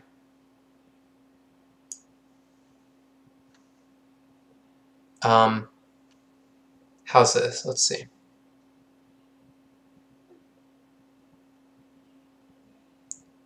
Let's see what happens when we open this. It doesn't really block it out, true. So, could have it. That's actually a good idea. Let me make myself a little smaller. Okay. That should be good, I think. Yeah, you're right. Good idea, actually, because then it won't cut off the text. It's a fantastic suggestion, actually. So, Mr. Justice stayed by your side while you were feeling unwell? What an admirable young man. I think his loud voice is his only outstanding feature. Oof. He may look like a little imp at times, but Apollo can be really nice, too. Jeez, everyone's trashing Apollo. Thanks, guys. I really appreciate the feedback. That's good, because especially with text-based games like this, where it's really important to see the script and dialogue, it's really good that we're not cutting off text. I hope she didn't hurt her wrist backhanding that one out. But one has to wonder, why did Mr. Justice stay behind the ruins? I think Apollo might have figured something out. Something? What kind of something?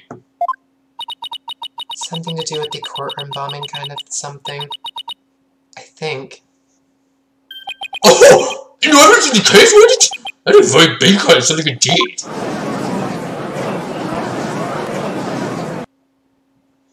I believe so. He mentioned looking for some evidence when I was called away. Objection! Objection! Just as I thought, there is a connection between the two incidents. But the defendant has told a very big lie, Your Honor. What lie is that? When she learned Mr. Justice would be looking for evidence, she attacked him. She attacked him to give herself the chance to destroy that evidence. No, I never... Objection! Miss Woods repaid Mr. Justice's kindness with violence. We found the proof for her foul deed there, in the courtroom ruins. What the... Oh, that's not good. What on earth? Do you see it? There in front of Mr. Justice's right hand. Witness the message he left for us. Uh-oh. It's written in blood! W-O-O-D-S... Woods! Woods! Why, isn't that... That's right, Your Honor. It says Woods in capital letters. What? I submit that Mr. Justice left us the name of his attacker left us with the name of his attacker before he fainted. Apollo's assault photo added to court record. Oh, that's not good.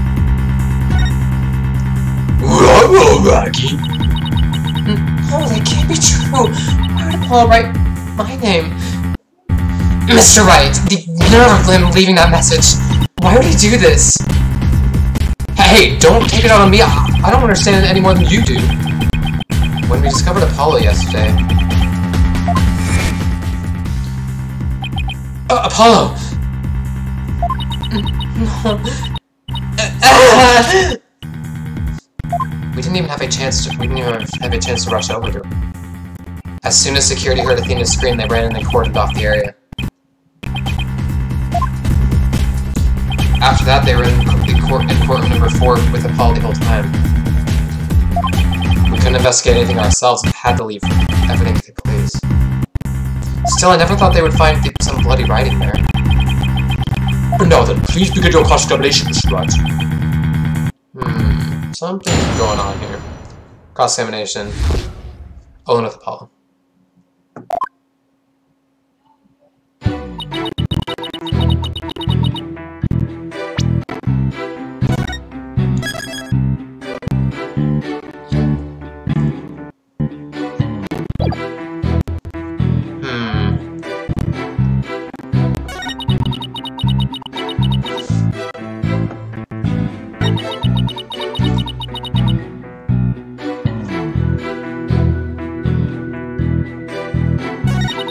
Insisted on staying behind in court number 4. Hold it! I'd better not ask her about Apollo. I know, I'll use some small talk here to get her to relax a bit. Do you have any hobbies, Miss Woods? Hobbies? Oh, well, I love growing vegetables in my garden. And I love to knit. I like sewing too. I made this outfit myself. Wow, that's really a really nice outfit. Keep it up, Mr. Wright, it's working. Now ask her if she has a crush on anyone. Oh god, I can't believe this. So, is there anyone in particular you like right now? Objection! Mr. Wright, is that question even remotely related to this case? To this case? Not really. Mr. Wright, you refrain from asking questions unrelated to the case at hand. Sorry, Your Honor. -1 to brownie points. Miss Woods, please continue with your testimony. I believe you were telling the court about your attack on Mr. Justice. Dude, stop badgering. I swear I didn't attack Apollo. Why would I even hurt such a kind person? Okay, well, if you just said let's not ask her about Apollo, then...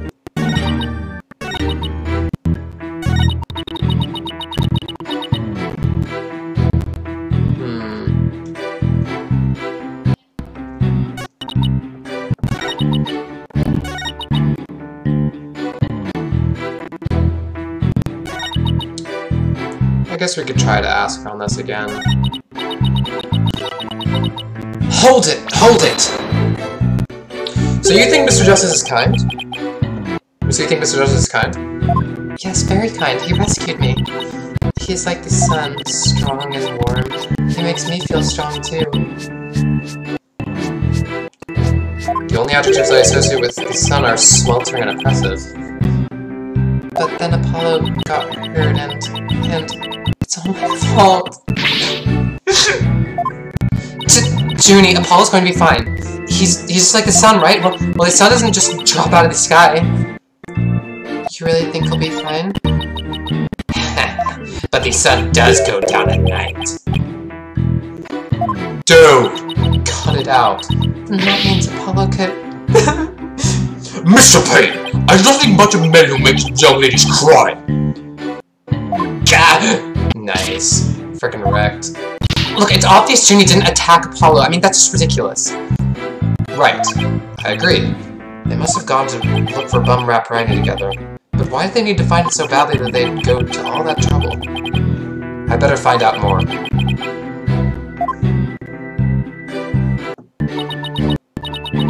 Apollo stayed with me and we went to the courthouse ruins together. Hold it! Why exactly did you go to the court ruins? We went to look for my medicine. To stop my coughing. What? I thought they were looking for... Your medicine? Why would your medicine be in court number 4? I dropped it in the heat of the moment.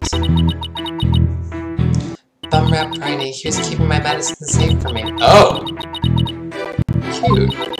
He has a little compartment that I can put things in, you see. And Phony Fanty has the same type of pocket. That's where the bomb was inserted. I put my medicine for my coughing fits inside Bum Rap Riney. When I told Apollo about it, he said he'd help me go look for him. There was so much rubble in there. I was worried, but... there was no rubble or anything in front of the witness stand. So when we got inside, Apollo went straight there. And started looking for my Riney in that area. It was so nice of him to do that for me, in spite of all his injuries. Aww.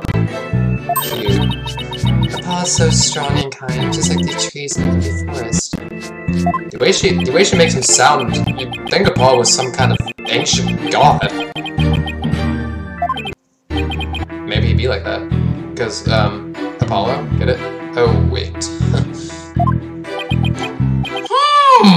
So that's why you went to the ruins, I see. That seems to be quite an important fact. Please add it to your testimony, Miss Woods. Apollo started looking for Bum Rap Riney near the witness stand where there was no rubble. I think this is the issue here. Hold on.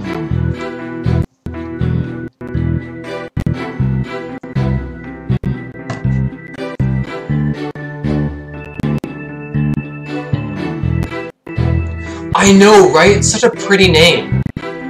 Especially, what's her first name? I can't remember. Let's see. Juniper Woods. Like, what? How cute of a name is that? That's so cool. It's such a pretty name. Juniper Woods? Like, come on. I think the issue here is... Let's look at the diagram another time. The one that was presented earlier when we were talking about where Apollo was lying on the ground. So, she says there was no rubble in front of the witness stand, but like... Oh, sorry, I'm getting a call in Discord. What the... Oh my gosh.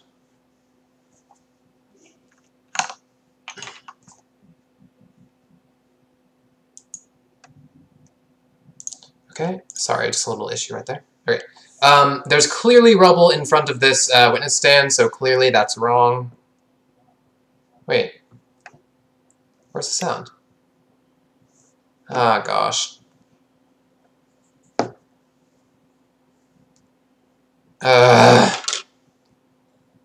Yeah, she's 18. Yeah, she's literally 18. Hold on, let me do something real quick. Let me cancel.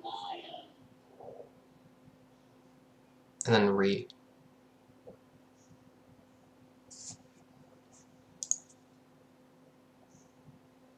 Where's the sound? Gosh dang it. That Discord thing ruined everything. Hold on. Let me just...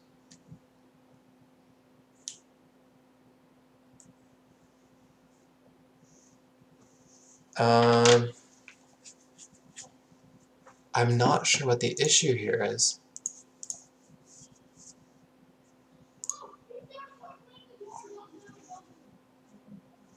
There should be.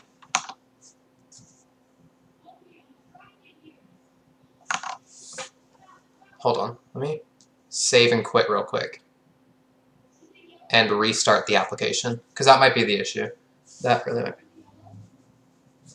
Yeah, I'm playing this on my phone. There's an app for this one and then the next game, and because it was really hard for me to find a way to watch this, play this, because of the fact that oh, there we go. Thank God. Because it's a 3DS game, and it's really hard to find ways to play those like on the computer. But I was able to get this application that lets me stream from my phone, and that seemed to work just fine. So, okay.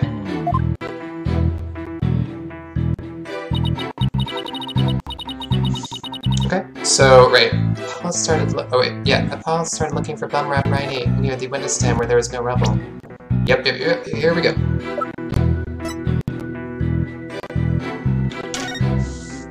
We need present. Right here. Objection!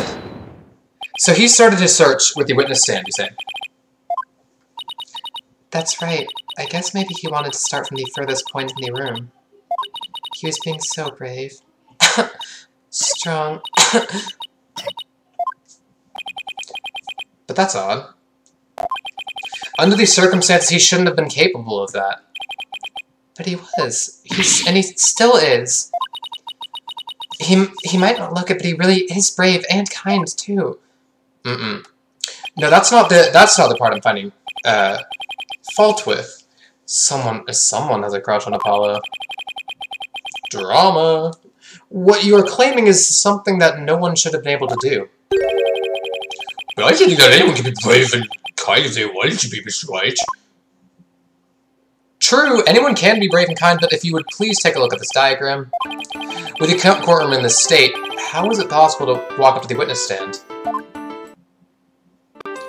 Oh. I see your point. The rubble blocks off access to the area around the witness stand. Does such a tiny inconsistency even matter? Literally, yes. Perhaps the witness is simply misremembering it. What? You can't just say that? Great, now I'm not so sure it matters. A real man doesn't make mountains out of molehills, you know. But that's precisely what Mr. Wright does best. Oof. I call slander, Your Honor. So, was it really impossible to approach the witness stand? I have to say, it's a bit hard to tell that the actress is just a diver. Mr. Payne, do you have any other photos of the crime scene? Like... let me see, Your Honor. Yes, I have one more. They take so many photos of that crime scene. Here it is, a more pulled back version of the photo I presented before. That's the, do you see that? Up on the left, that's like the bomb holding container. What's that doing there? Apollo's assault photo updated in the court record. Huh? What's that hunk of metal on wheels? Mr. Payne, is that is the metallic object in that photo Mr. Tonate's bomb transport case? That's right. Is there some problem? Oh yes, that transport case was there caught to number 4 when the bomb went off. It must have been there ever since. Oh, that's it. Miss Woods, have you remembered something? Yes, I just realized its position. It's different from before. Its position? The position of what? The position that big metal thing. The bomb transport case? Oh, how'd it get moved? Yes, when Apollo and I went there, it was in a different place. Where the case was in the photo was open space, so it was easy to search the stand. I see. So there was the transport case when you and Mr. Justice saw it? Or so where was it? I think it's, as I recall, I think it was more to the right. To the right? Then that means...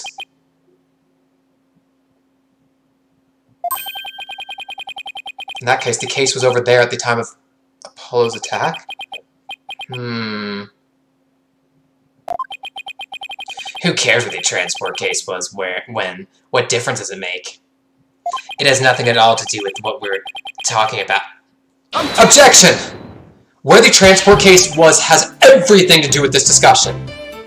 In fact, it's so important that it's enough to turn the prosecution's argument on its ear. What? Well, that certainly sounds very relevant indeed. And you sound as you know where the case was at the time of the attack. Yes, Your Honor. This diagram represents the crime scene as shown in the photo. And this is where the transport case... And this is where the transport case was at the time of the assault on Mr. Justice. Alright, I have this. The bomb transport case was here at the time of Apollo's attack. And here we come full circle. If it was a little bit to the right, it would be over where the name would have been written. Take that! Ugh! Your Honor, I assert that this is where the transport case was at the time of the assault. But that's... Inconceivable! Miss Woods, was this where the transport case was when you saw it? Yes, that's where it was. Thank you, Miss Woods. I'm sure the court has noted an interesting fact about this position. The transport case covered up the blood, running blood. Exactly. If the transport case was in that position at the time of the assault, then no message could have been written in there because the case was in the way. Which leads us to conclude that Mr. Justice couldn't have left that bloody writing. Objection! Why should we believe the defendant's claim that the case was in a different position? She's obviously lying. Objection! The fact that the case was moved after the assault on Mr. Justice is proved by more than Miss Woods' testimony alone. Yeah, it's like a weird toupee wig that like flaps up. It's really cringy. And he like always is playing with it too. It's like, bruh. What? And where's this proof you're talking about? It's right here in the crime photo. I'm keen to see this proof myself, Mr. Wright. What does this photo indicate that the transport case was moved after the assault? Oh, look! There's tire tracks here. See that? Right there. Easy money. That makes our job easy. And the tracks go over Apollo's headband, like his bandages. So we know that it was moved after he was hit.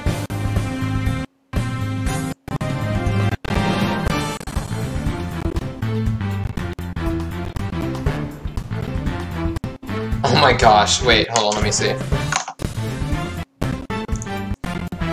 Let me just look up something real quick. I want to see a picture.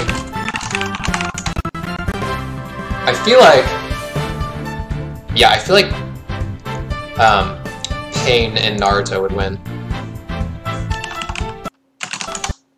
Okay. What proves the case was moved after the assault? Take that! Please take a look at the mark that runs over Mr. Justice's bandages here. I see it, but what is it?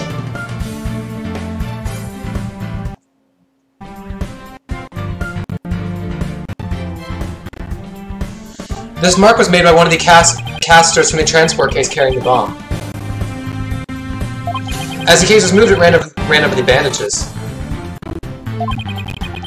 In other words, the transport case was originally to the right of Mr. Justice. Then after Mr. Justice was assaulted... the transport case was moved. What? Just as Miss Wood said, the case was covering the writing at the time of the assault. Therefore, it was impossible for Mr. Justice to have left that message in blood. No! Ooh, getting wrecked. Is your case crumbling to dust? You did it, boss. It was a real nail-biter, but you pulled it off. Yep, that should bring down the prosecution's claim like a house of cards. Order! On the court! Mr. Wright, that was a very clever deduction. Ah, there's nothing, Your Honor. Nothing but pure genius. Take that! Boss, I'm sensing a definite smug and braggy vibe coming off of you. I have just one more question, Mr. Wright. I have just one question, Mr. Wright. Yes, Your Honor? If Mr. Justice didn't leave his message in blood, then who did? Huh? What?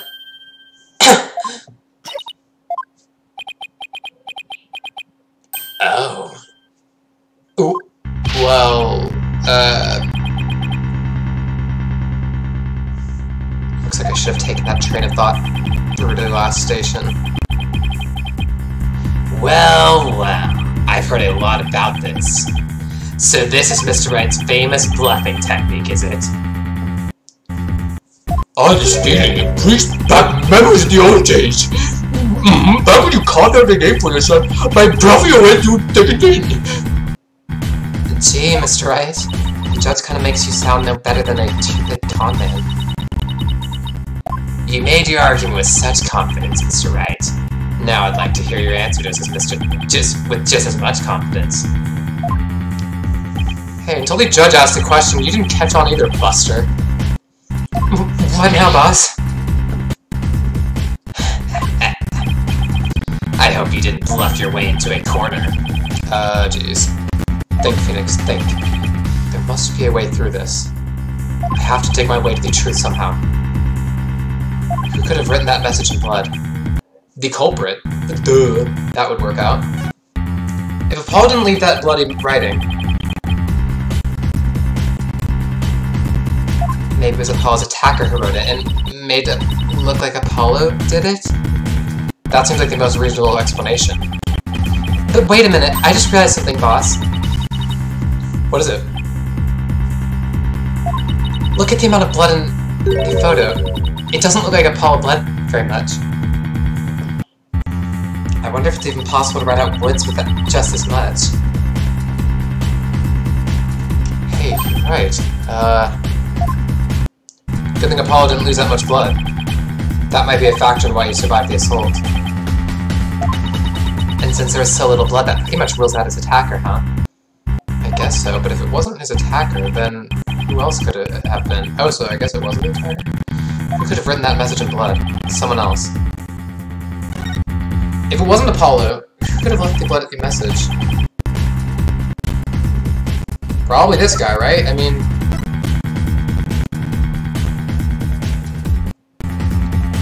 where was he at the time of the assault? He had left the courtroom, right?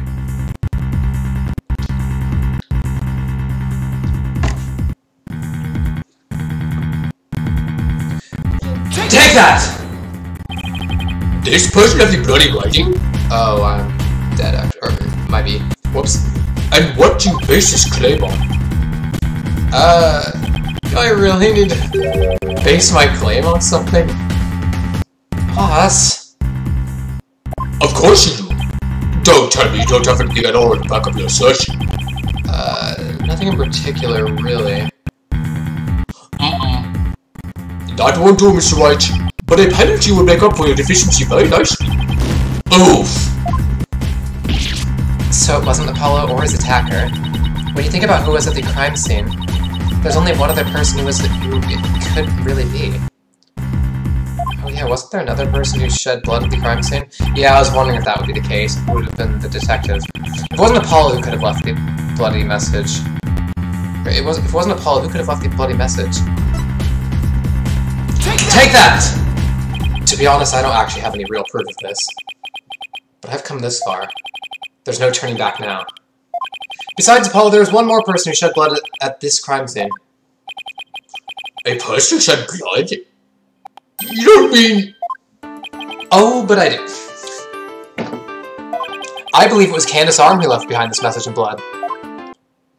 What?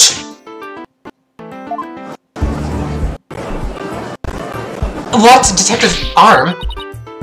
Are you sure you know what you're doing here? Not really. Objection! What kind of ridiculous assertion is that? If you had said the attacker left the message to throw people off, it might have made sense. At first glance, that would seem to be the most reasonable explanation. However, Apollo didn't shed enough blood to write such an extensive message. Uh-oh. Ah, I see. Even the photo makes it clear there wasn't enough blood to write all those letters. And Mr. Dempsey did survive. I suppose he did bleed very extensively in that case. But why would Detective Arm write the defendant's name? There's no connection between the two whatsoever. And I didn't even know the lady who was killed. I admit the investigation didn't turn up any connection between the victim and defendant. They had never even met each other. That's very true. Well then, let's see. Then maybe the intended meaning of the message is not what it appears to be. The intended meaning? What the flip is going on here? Not what it appears to be? Maybe the message was not intended to be woods?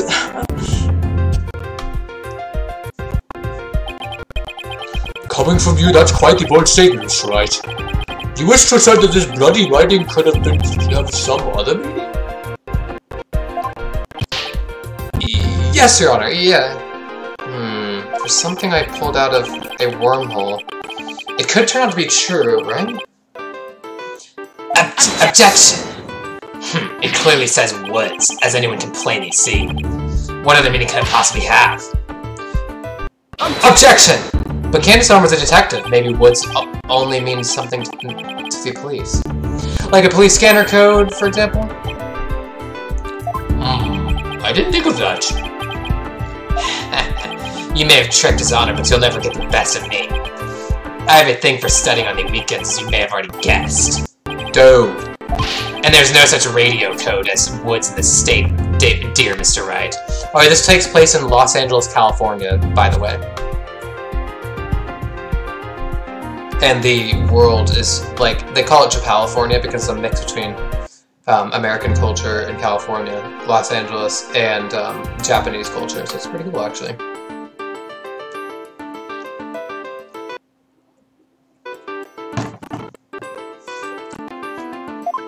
Is that a fact? Don't look at me, I know as much as you do about police codes. Enough of this. I was quite taken with the defense's new theory. But if they can't substantiate it with anything, then I must end things here. No, please, wait, Your Honor. Very well, but before we discuss this theory further, I demand an explanation. A plausible explanation. So, Mr. Wright, what is the true meaning of this bloody writing? Well, I believe it's... And no stalling! If you can't come up with an answer quickly, I will declare this discussion officially over. I'm in trouble now. What other meaning could it have besides the obvious one? Maybe it means something in another language? Or maybe it's a code? Think, Phoenix. You can do this. Which bit of evidence will tell us that what the word woods really means? Well, if it's a code we're after...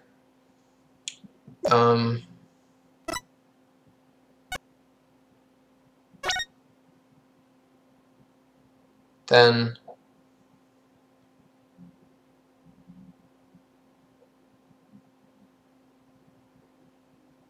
maybe this will work, but it doesn't... Seems really unrelated, but we'll try it. Take that! Take that! The bomb transport case? I've had it about up to here with your shenanigans, Mr. Wright. Take a look at the numbers on this case, Your Honor. L10015R. Doesn't the string look vaguely familiar? L100... What does that have to do with anything? What could those numbers possibly have to do with this the case at hand? Now please take a look at the bloody writing shown in the crime photo. Oh, I think I see it. Oops. That a girl. That's one on my side. It says... Woods. Mm-mm. Or you could say it's a horse of a different color, Your Honor. The first character isn't a W. It's actually an L and a 1. And the next two are zeros. Oh, my goodness! Ugh! The true meaning behind the bloody writing isn't Miss Wood's name. It's the number engraved on this bomb transport case.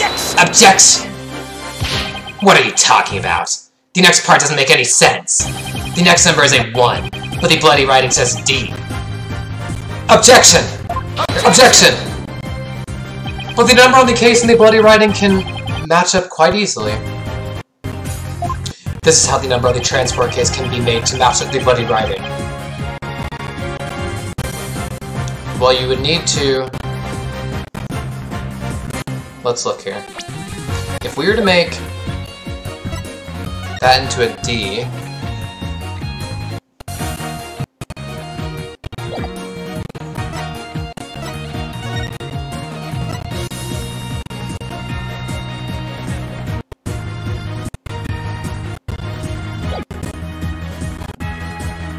So wait.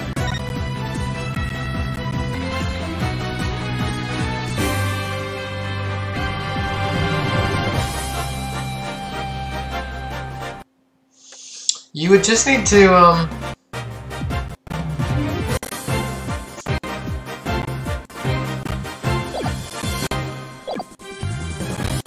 not read it backwards, that's not how that would work.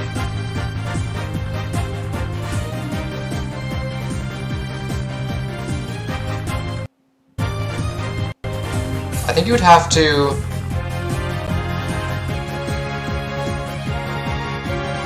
Erase 2 lines. You would need to erase 2 lines, I think. Erase 2 lines.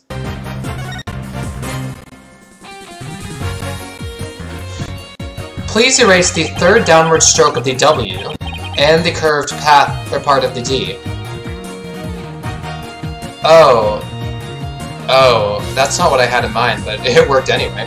I was thinking, like, to combine the 1 and the 5 and to make it in a D, you would need to remove the top 2 lines of the 5. That worked. Oh. Well, would you look at that?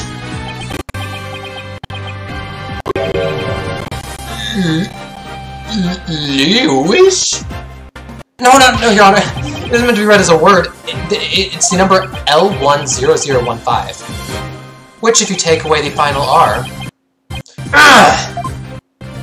is the exact same number that's on the bomb transport case. Objection! Erase 2 lines, they match up, you say? Well, I can change anything into anything else simply by erasing 2 lines. What if we erase 2 lines from your name? Would you be happy as Mr. Wright? Well, would you, Mr. Wright? The only right spelling is right. Okay, I'm doing pretty well here, and I think I've drawn it the right conclusion. Detective Arm's real message to us is the bomb transport case. Your Honor, the 2 lines were added by the real culprit to intentionally mislead people. What? The original message Detective Arm left behind was the transport case number. Whoever assaulted Apollo changed the message. If you're right, boss, then what do you suppose Detective Arm is trying to tell us? Good question. What does this number represent? Do you see this number here? That is my identification number. Ooh, uh-oh. Candace Arm lost her life in the courtroom bombing. Her dying message could only have had one purpose. No. To tell us the name of the one responsible for the bombing.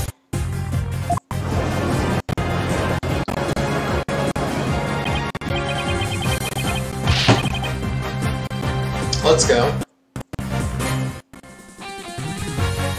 Well, don't give us a suspense, right? Tell us what's your shiny name. The culprit and the victim was trying to identify... The culprit that the victim was trying to identify is none other than... Take that! Jeez, sorry. The defense was to indict Mr. Ted Tonate on the charge of the courtroom bombing. Woohoo! Ted Tonate! Apparently, disabling bombs isn't Mr. Tonate's only specialty. Somehow the victim must have realized that he was the bomber. So when she was caught in the blast, she left his bomb transport message case or transport case number as her dying message. She used Mr. Tonate's own ID number to finger him for the crime. Objection! Why would anyone go out of their way to write an ID number? Why wouldn't they simply write the person's name? He's got a good point there. What did you say, Mr. Wright? That only Detective Arm would know the answer to that, but allow me to offer a theory. Yo, Brendan! I can't, just so you know, there's a little bit of a delay, and I also can't... Well, hold on, let me just go into...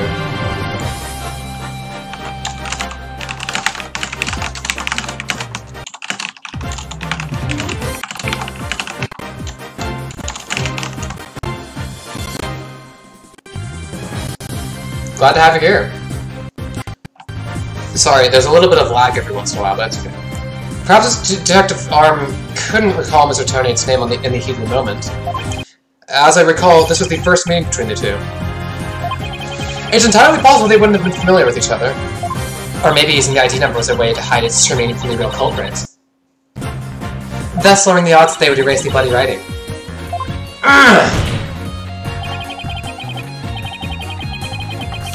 Yeah, please do let me know.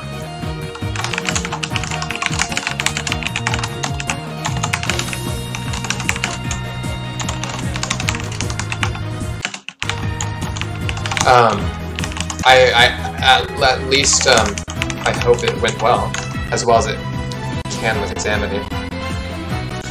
But no matter what the reason, the important thing is the message behind, the meaning behind her message. The fact remains, she wrote Mr. Tonate's ID number. Objection! Now just one moment here. There hasn't been any proof yet that it was indeed Detective Arm who wrote it. Oh, I bet. You're talking... Yeah, I just feel like I need to get a message out quick because the delay is kind of significant, but yeah, that's whatever. Yeah, I don't know. Like you were saying, Examity is pretty bad or just really obnoxious. There hasn't been any proof yet that it was indeed Detective Arm who wrote it.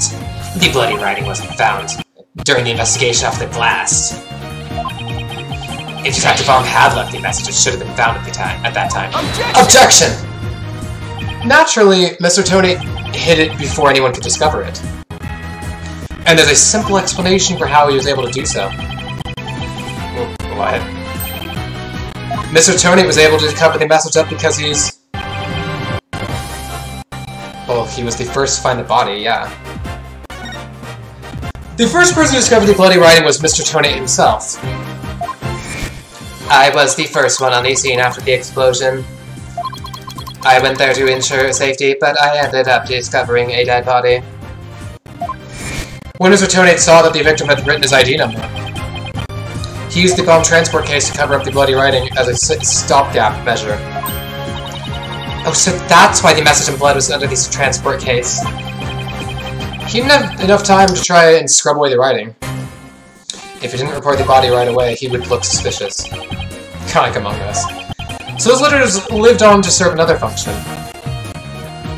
When does Tony use them in another incident? Oh! You son of Mr. Justice! Mm-hmm, exactly. Mr. Tony hit upon a plan to use the bloody writing for his own purposes. So he didn't clean it away. Instead, he made it look like Mr. Justice wrote it. By adding 2 lines to the writing that Detective Arm left behind. He changed the meaning of the message. He made it look like Mr. Justice was accusing Miss Woods of the attack. So that means the only person who could have altered the bloody writing was the courtroom bomber. Who was the same person that assaulted Mr. Justice? Ugh! And that person is Ted Tonate.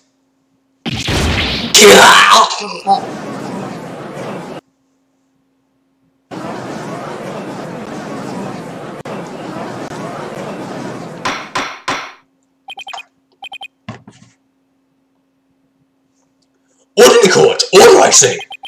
It looks like we'll have to hear from the bomb specialist himself. Mr. Payne, please have Mr. Tony take the witness stand. Yes, Your Honor. That was great, Mr. Wright.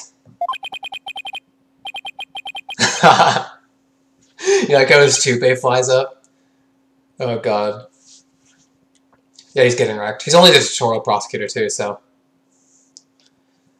Just doing what I do best, which is flying by the seat of my pants. Dismantling the case is yours. Do you think you can handle it? I look forward to seeing you try. Ooh, you'll see us try. You'll see us succeed, actually. I finally drawn Mr. Tonate back onto the witness stand. Looks like you'll get your wish, Goggle Man. Now watch me take your lies apart. Ooh.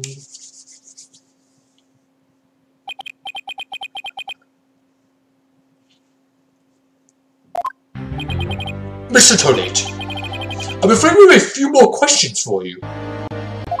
I understand the situation, Your Honor. I was keeping a close eye on the proceedings from the gallery. Dude! This guy's goggles freak me out every time. It's like, what the... Why? Why are you doing that? The allegations are all laughable. Objection! I wouldn't be laughing at you, Mr. Tonate. The message in blood matches your ID number. The same ID number that is there on that bomb transport case.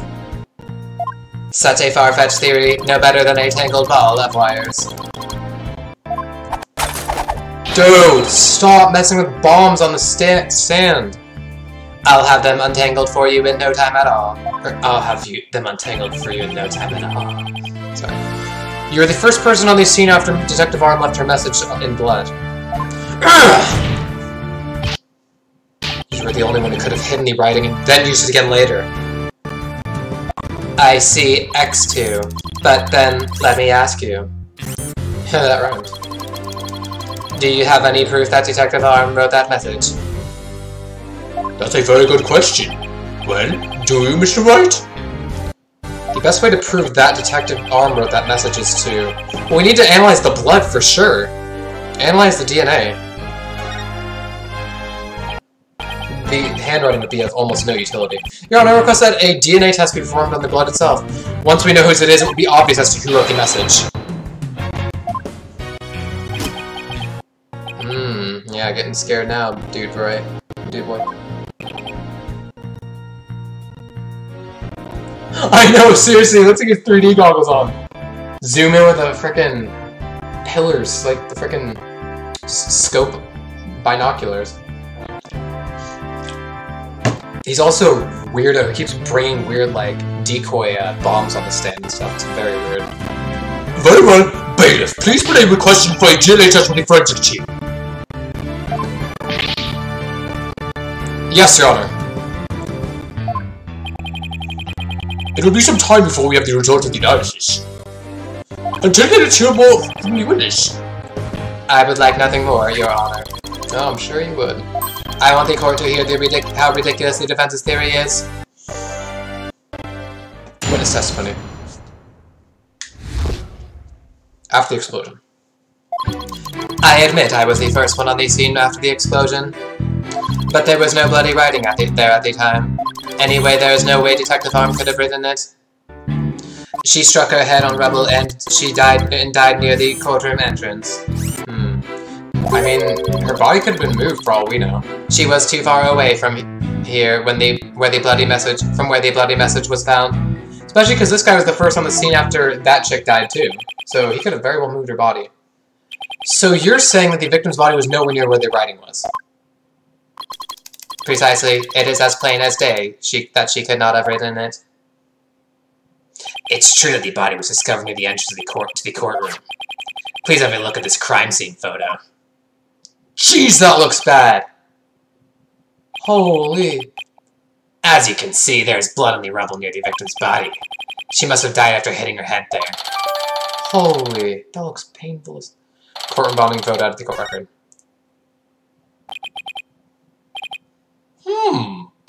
I see. Alright, Mr. Wright.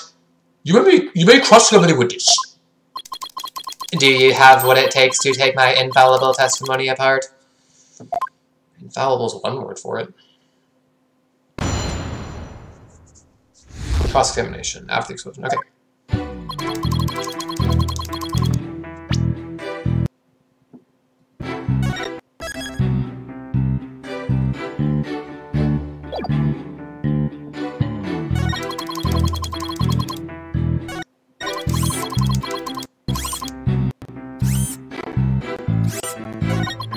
She had struck her head on rubble and died near the courtroom entrance.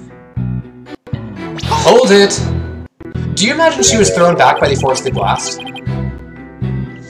A bomb can inflict damage not only from the explosion itself, but also substantial secondary damage from the blast wind. Detective Arm unfortunately hit her head on some rubble.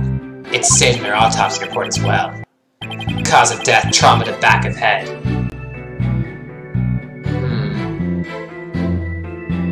The autopsy report. I better take a look. I better take another look at that. Now do you see? Detective Arm could not have written that message. The reason for that being... Well, let's, like they said, or like Phoenix said, let's take a look at the court record again. Autopsy report. Cause of death. Trauma to back of head. Wait, flat object? That is not a flat object. Whatever that photo they were saying was, that is not a flat object. Like, seriously? That's not flat. So, I'm thinking... She had struck her head on rubble and died near the courtroom entrance. Objection! You're a terrible liar, Mr. Tonate.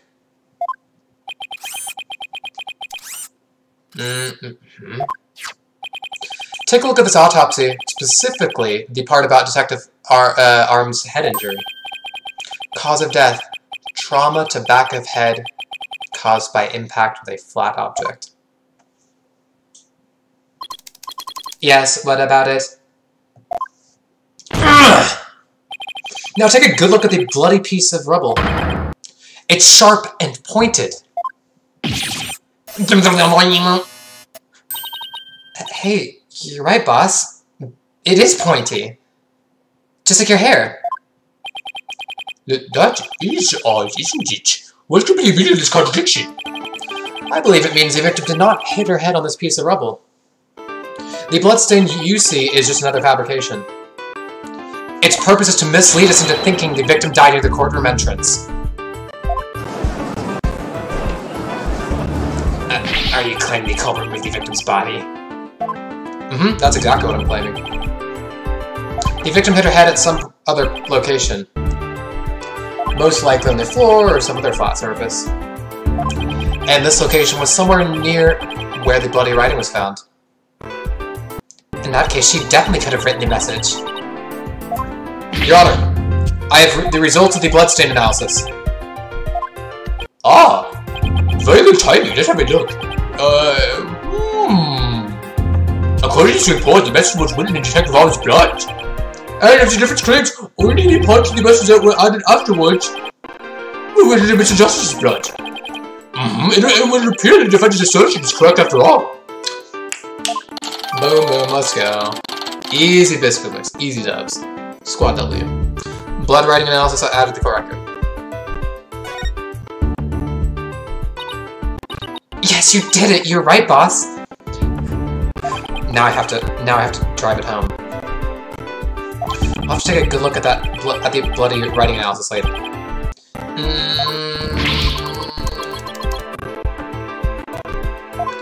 Mr. Tully, it is now apparent that you have told several lies to this court. I hope you have some sort of explanation for yourself. Fine, I will confess. You will? But then, why are you so calm? This time I will tell the truth. That's what all you people say. Witness testimony. The truth. It is true that Detective Arm wrote at my ID number. She very plainly wrote L10015R. I was shocked. But I did not detonate the bomb. Detective Arm must have mistaken me for the real bomber. Not wanting to be excused, I moved the body. I moved the body and covered the writing. My bad. Yeah, I didn't do it, but I covered it up. Like, I see. So it's your assertion that you merely moved the body, is that it? merely. That is correct. I did not kill Detective Arm. Oh, well, if that's what you did, then... Wait a minute. That in itself is a criminal act!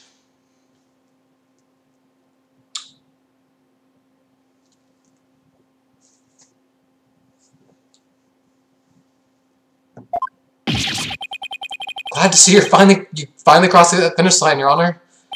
Bruh. Very well then, your cross-examination, please, Mr. Wright.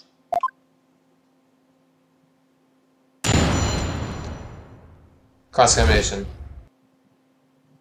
The truth.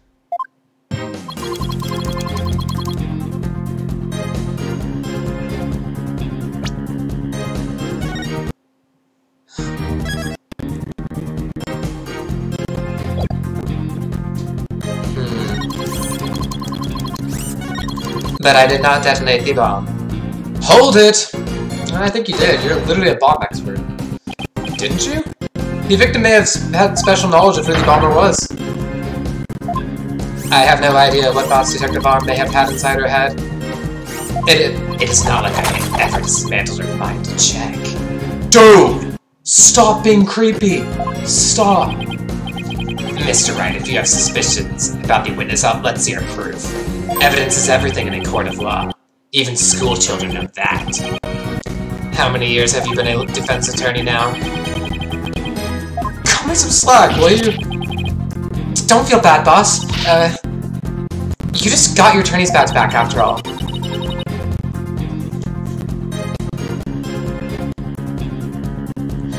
In that sense, you're still more of a beginner than I am.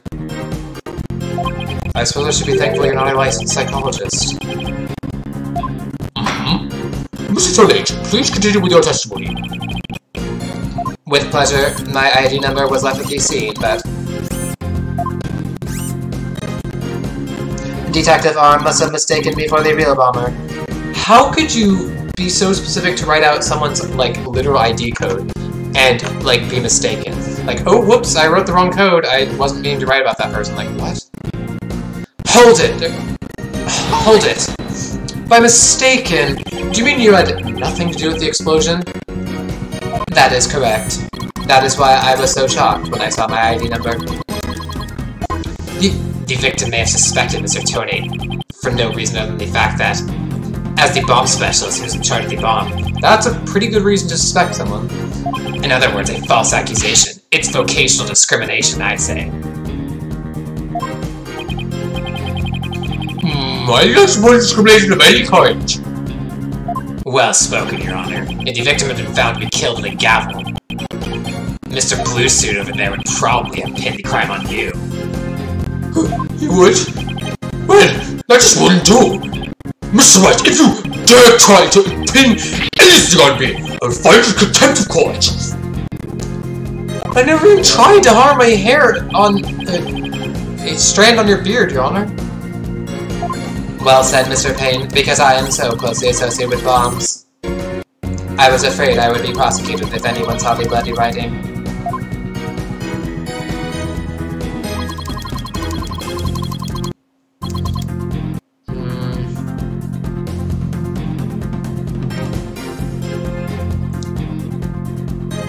Not wanting to be accused, I moved the body and covered the writing. My bad. Yeah, my bad. Yeah, well said.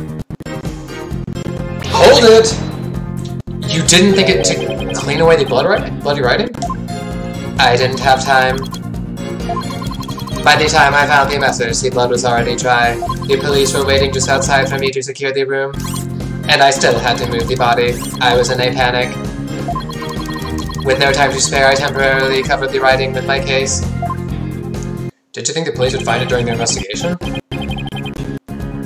Regulation stipulates only specialists may touch transport cases because of the danger, you see.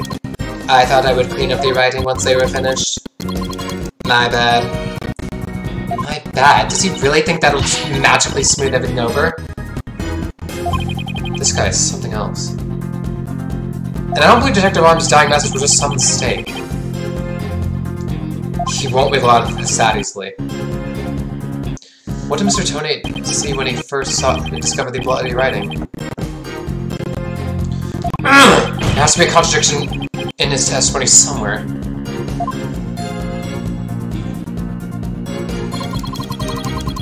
It is true that Detective Arm wrote my ID number. Hold it!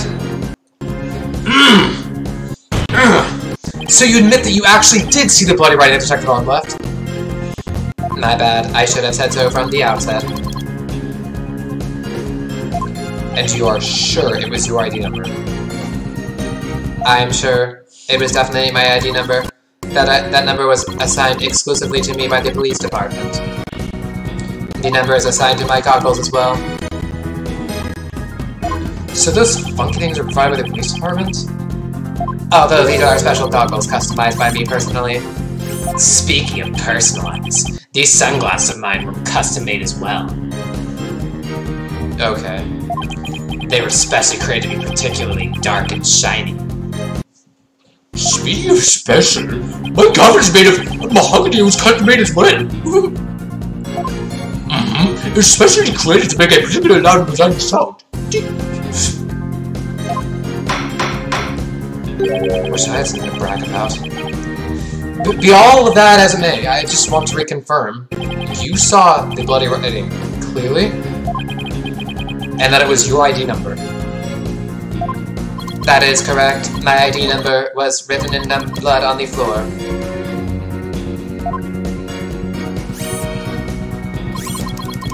She very plainly wrote L10015R. I was shocked. Hold it! L10015R. And it was written after the bomb went off in the courtroom? Correct. I didn't know why she would write it, so that sent me into a panic. Sounds like you had quite a tizzy. You wouldn't do that word very often. If I were in his shoes, I guess it would have psyched me out too. I can't imagine coming across the message "Psychs" written in blood. If I saw gasp in pain written in blood, it'd certainly make me gasp. Rest assured, Mr. Tony, I understand how you must have felt. And so you discovered the ID number written in blood on the scene, That is right. I saw it with my own eyes. It very clearly said L10015R.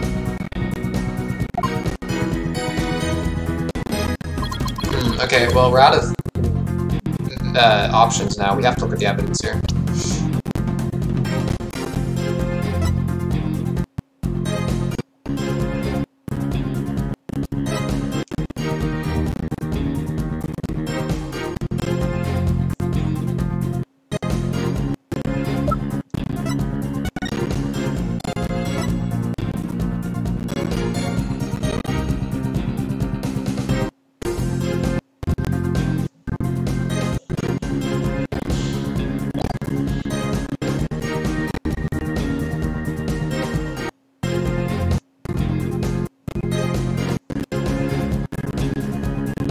Wait a sec.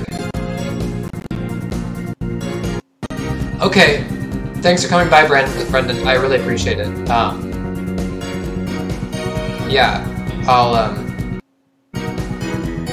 I'll hit you up later or something like that. Thank you, Brendan. Shoot. Okay. I think it would have to be. Look at the end. The R is cut off at the end, so I suspect this has to be. So if we.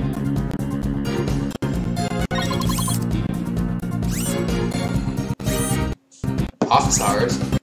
Okay.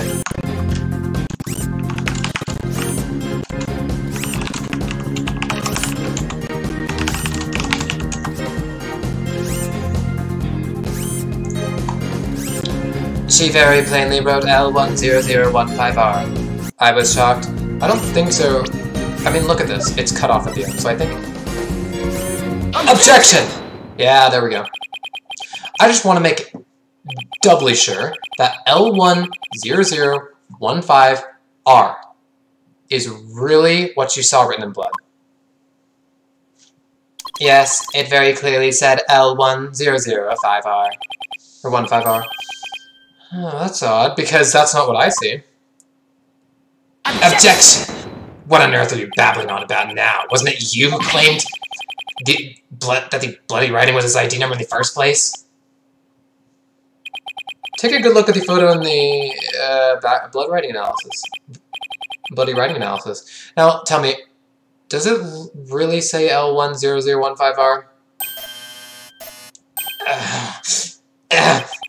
Something is missing, isn't it? And that something is the final R.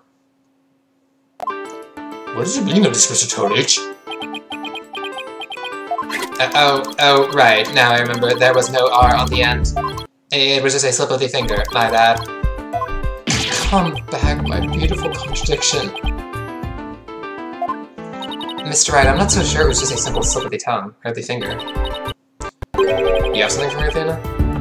I sense that he's extremely agitated, almost panicked. He does seem pretty flustered. Dude! Stop being creepy. Well, Mr. Wright, it appears as if he was really more than a mistake. I don't know, did he really just make a typo? What about that R? Did Mr. Tony really see it? He actually saw it. Maybe Mr. Tony really did see the R. But there's no R anywhere in the bloody writing. What's going on here? Huh? Now that I take another good look at the photo, I think maybe... That's it! What is it now, Mr. Wright? Are you trying to imitate Apollo and his cords of steel? I've got it. So that's what happened. A slip of the finger. Is that really all it was? Because I don't think so.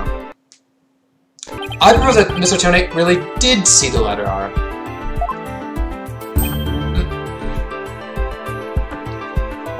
But... the photo shows that there's no R. No, Your Honor. Actually, just the opposite is true. The photo shows that Mr. Tony actually could have seen the R. If you're going to make that claim, you better be able to point out what you mean.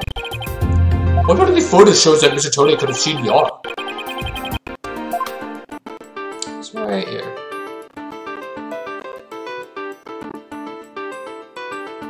I'm trying to get it exactly right. Take that! Take that!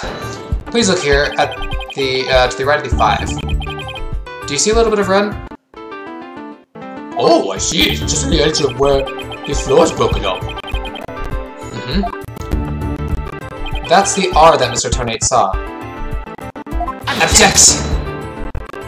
It's true the witness wears some very, very odd goggles. But that doesn't mean his eyesight is bad, nor his brain power. Well, part of that little smudge looks like an R to you. Objection! But what Mr. Tonate saw wasn't that little smudge. There's a whole R, a whole incomplete R written there, before the floor was damaged by the explosion. Oh, well that explains it. Huh?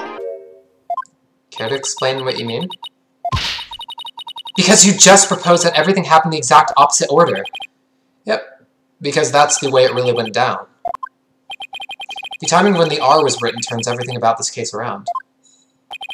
Now then, if the floor was damaged by the explosion, when was the message written? Before the explosion. Obviously. With the bloody message running off the edge of the damaged floor like that, we can only conclude that it was written before the explosion. But that's ridiculous. If that were true, it overturns your own premise. That's right. It does. In fact, it turns everything upside down. The victim was not killed by the explosion in the courtroom. She was killed before the explosion ever occurred.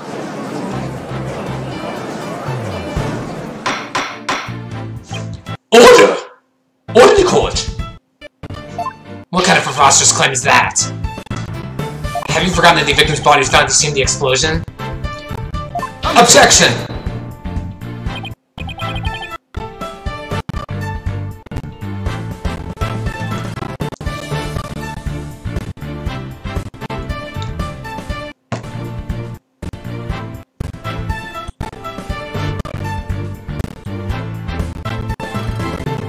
True, but consider this scenario.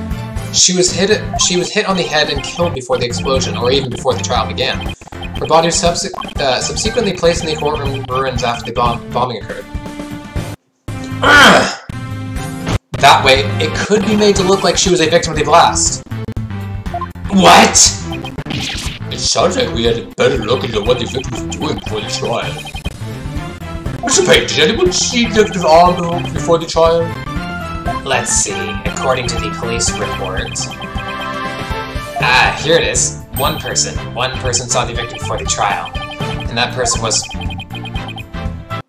Tony. Wait, what? No, besides Mr. Tony saw the victim? That appears to be the case, Your Honor.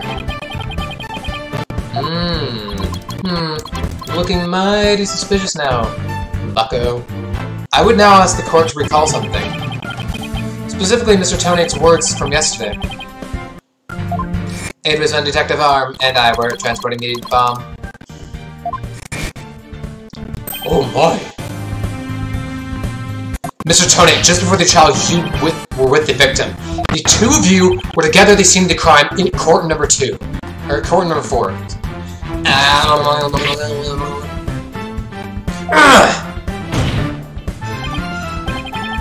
Your Honor, the defense requests a new testimony from Mr. Tonate.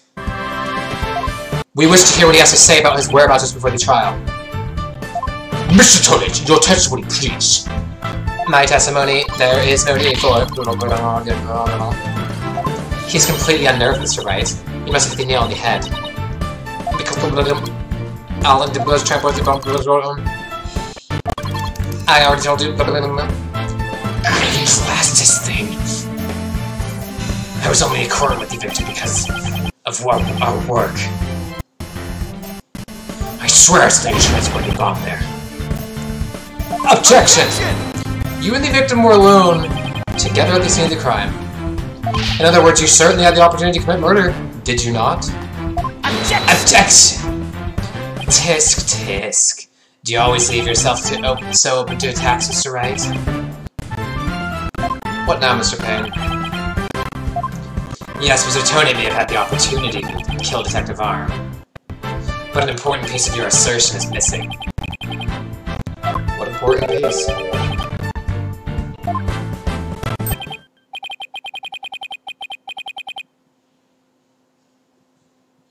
The murder weapon. What do you claim was used to kill the victim? Mr. Payne has a point. Even if Mr. Tony had any chance, without a weapon, we can't accuse him of the crime. Well, Mr. Tonate. Oh, yes, that's right. I didn't have any sort of thing that could be used as a murder weapon on me. I couldn't possibly kill Detective Arm. Did he really have nothing he could use as a murder weapon? What is it, Athena? Just looking over the victim's autopsy report. I'm hoping there's something in here that can point us in the right direction. Well, it does say that she died from trauma to the back of the head with a flat object. Yeah, and to inflict that specific kind of injury, all you would need is a flat surface, right? A heavy, blunt object with a flat surface could definitely be our murder weapon. Well, Mr. Wright, can you indicate for the court what was used to kill Detective Arm? I believe I can. Believe being the key word here. You can? Then please do so now! What did Mr. Tony have that could have been used as the murder weapon? Flat, heavy objects. Well, there is one thing that he would have had that would check out, and that is the bomb. Take that! Mr. Tony, you said you didn't have anything that could be used as a weapon. But in fact, you had the perfect thing. What? What the devil are you talking about? You had this. That's the bomb. I thought you were trying to prove that the victim wasn't killed by the bomb blast. The bomb blast, no. But I believe Candace Arm was killed with this bomb. Because it's the blunt object that delivered the fatal blow to her head. Please recall the description of Detective Arm's head wound. Trauma to back of head caused by impact with a flat object. We assumed this injury was sustained when her head would hit the floor. But a blow from any flat side of this bomb would produce the exact same wound pattern.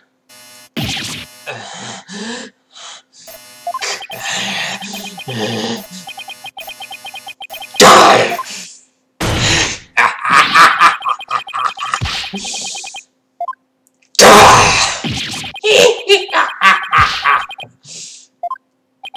What's with him? What the... Then show me some proof. Where's the evidence that I hit the victim with the bomb? Oh, that's right. I don't have anything decisive. Did you find any of the victim's blood on the bomb? That would be decisive proof. But too bad, the bomb is blown to bits. It's long gone. Die! Boom! Game over. Yeah.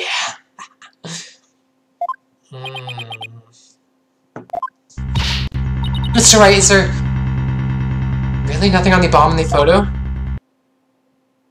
I don't see any blood or anything.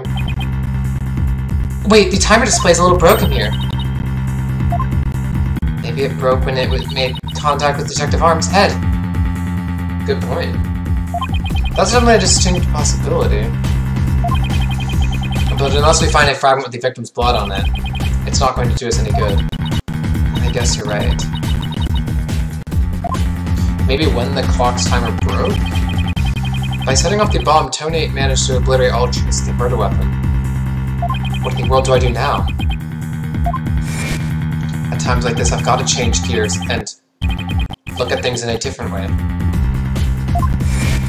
Instead of looking for the things he wasn't able to hide, I should be looking for a way to expose the things he did hide. Ted Tony murdered Detective Arm before the trial started. Then he placed her body in the courtroom after the bomb went off, which means there was something he needed to keep hidden there until then. I think I have just a thing. Oh, he would have needed to hide her body, for sure. Time to present the photo that shows exactly what Mr. Tony had to hide. Take that! Take that! Your Honor, there's something we've all been overlooking. If the murder took place before the trial, then Mr. Tony would have had to hide the body somewhere during the trial. Hey, you're right. And if we can figure out where that hiding place was, exactly, we might be able to find some evidence we can pin him down with. So where could Mr. Tony have hidden the body during the trial? In a container, like his bomb transport case, maybe? Take that! Wait. A big enough box for a body. A box that was in the courtroom the whole time. A box nobody would touch if they thought there was a bomb in it. Mr. Tonate. What is it? Do you finally have some decisive evidence to show me? No, you're the one who's going to show it to me. Come again. You heard me? Now show me what's inside that bomb transport case. What? Why? No, there's no need. I've caught him now. Just before the trial, you killed the victim with a blunt object. And then you placed her body in the ruins of the courtroom after the bomb went off. Clearly, you were trying to make it look like she died in the explosion. But where was the body hidden during the trial? Oh, I hadn't thought of that. The answer is right here. Inside a box of thick alloy plating that can withstand any impact. No, that's completely false. If it's false, you should have no objections to showing the transport case. So, let's open it up and take a look inside, shall we?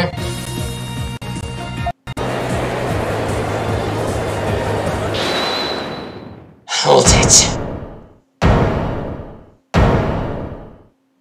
What the? Let's not if you value your life. What's he up to now? Remain calm and listen carefully. This bomb will detonate in 5 minutes. Bruh. What the? What? Huh? I repeat, this HH3000 will detonate in 5 minutes. What's going on? Your Honor, I recommend you adjourn this trial. Before this bomb goes off. Mr. Are you threatening me? I am the only one who can disable this bomb. If you do not want to die, your only option is to listen to me. But Mr. Tonate, didn't you say that's just a training model I think to practice on? I did, but I also lied. This is the real deal. This is the HH3000. What the? But the HH3000 was used to blow up court number 4, wasn't it? How do you know it was the real HH3000 that blew up court number 4? Huh? The bomb that blew up the courtroom was a different one that I made. What? Yeah, no, we should take that as a confession, or what? Take it any way you would like. Just before the trial, I took the HH3000 out of the stuffed animal and put my own bomb into it. That was the bomb that exploded and destroyed courtroom number 4. Mr. Tonate, please be reasonable. Do you really expect us to believe a crazy story like that? The HH3000. It is so unique, I had never seen anything like it. It is so unique that I could not replicate the detonation mechanism. So, I just had to have it. Besides, did anyone else inside the stuffed animal... Besides, did anyone look inside the stuffed animal during the trial? Did anyone catch to see if it really was the HH3000 in there? Joe! I must confess, no one opened these stuffed animals to check. So there really is a possibility that this is the real deal? This bomb's the real deal? No, not a possibility. A certainty. I did it. So he's had a real bomb with him this whole time?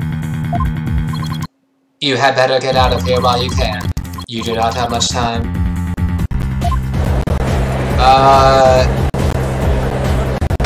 Order! Order court! I'm out of here. It's gonna blow, run! What the crap is... You four are still here. Well, aren't you brave?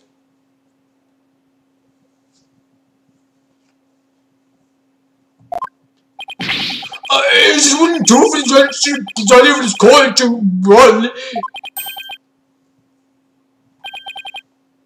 But that horrible explosion the other day. The judge looks like he's about to book it for the nearest exit any second. And Mr. Payne...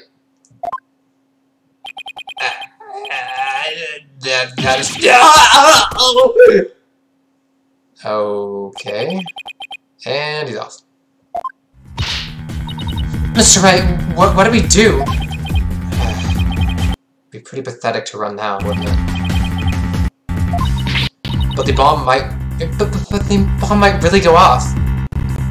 Only 3 more minutes, folks. Dope! Is that bomb really the HH3000? What should I do? Stand my ground. Yeah, we're not running. I can't run now. Well, it's been fun, but I will be going now. With my dear HH3000, naturally. Oh, and by the way, I would advise against having me followed. Even with no remote switch, the bomb can still be triggered manually. If I think I'm being followed, I will detonate it on the spot. Farewell. Not so fast, bro. Hold it! Hold it! You're not going anywhere, Ted Tones. Oh. Your Honor? There's no reason to be afraid. That bomb is a fake. Oh, I'm so surprised. More of your famous bluffing. Even at the risk of your own life. We're not bluffing. Mr. Wright, you're bluffing now. Now let's have a dish. Let's run the line here. I'm not bluffing, and I have proof. You do? Yes, of course, Your Honor. It's right here in the photo of the bomb. Clear as day. Prove that Mr. Tonate's bomb is not the real HX3000. Really? I read it immediately. Where's the proof that Mr. Tonate's... what Mr. Tonate's holding is not the real HX3000? Probably the cracked, timer. Wait.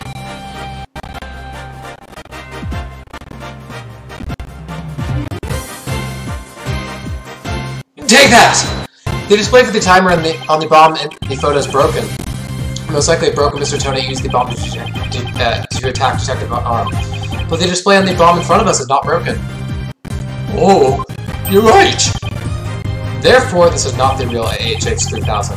Mr. Tonate was clearly lying when he said this, he switched out the bomb in the stuffed animal. The real HX3000 blew up in court number 4.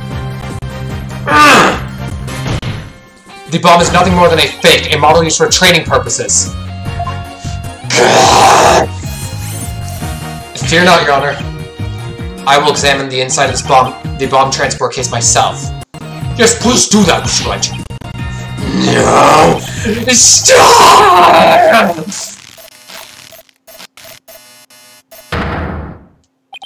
What is that? Is that a blood stain? Just as I expected. Your lies have all been blown to bits, Mr. Tonate. I'm confident DNA analysis on this blood stain will confirm that it's Detective Arm's blood. And those results will conclusively prove that you murdered Detective Arm.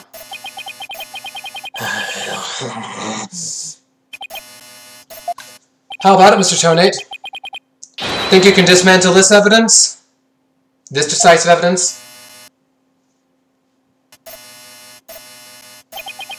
Dismantle it? You're too late. You missed your chance to run, so now you're out of time. This HH3000 is about to explode. Don't try to threaten us, Mr. Tonate. I've already proved that your bomb is a fake. It's real. This bomb is the real thing, I tell you. It's real. Die!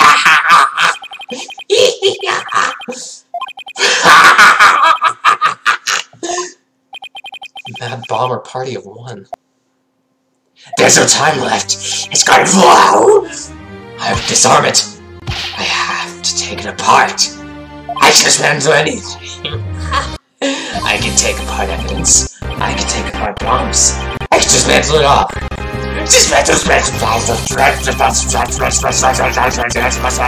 I'm not gonna make it. Only one thing that can kill me. Stop!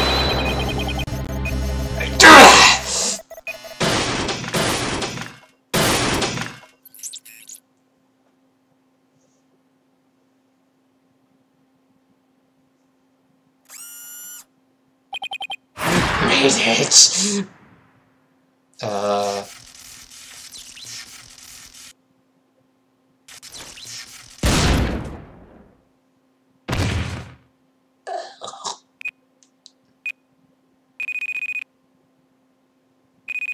Game over. Dismantle attempt failed.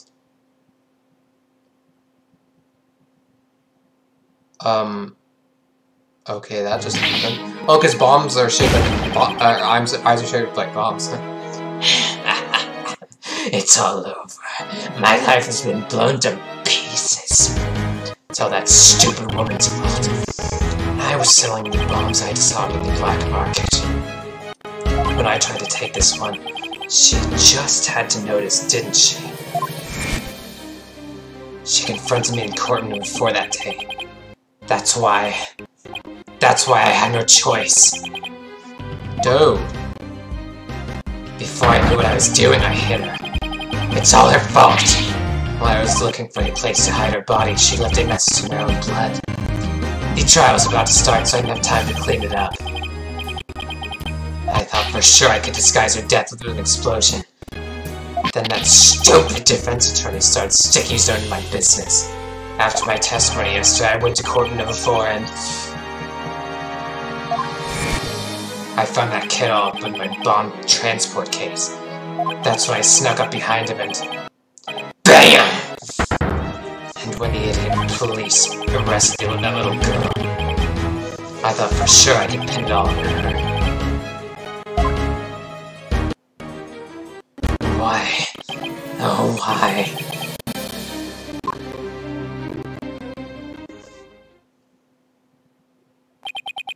Tentolage, you are hereby under arrest. On suspicion of the courtroom bombing and the assault on Mr. Justice. Your innocence or guilt will be determined in a later trial. Now then, I see that members of the public have returned to the gallery. One person, however, seems to still be running far, far away. Be that as it may, I will now announce Mrs. Juniper Woods' verdict. I pronounce Miss Juniper Woods on the suspicion of the court bombing not guilty. So, I announce the defendant, Miss Juniper Woods, not guilty. Sorry. Woo! We did it! Confetti! Let's go. Court is adjourned.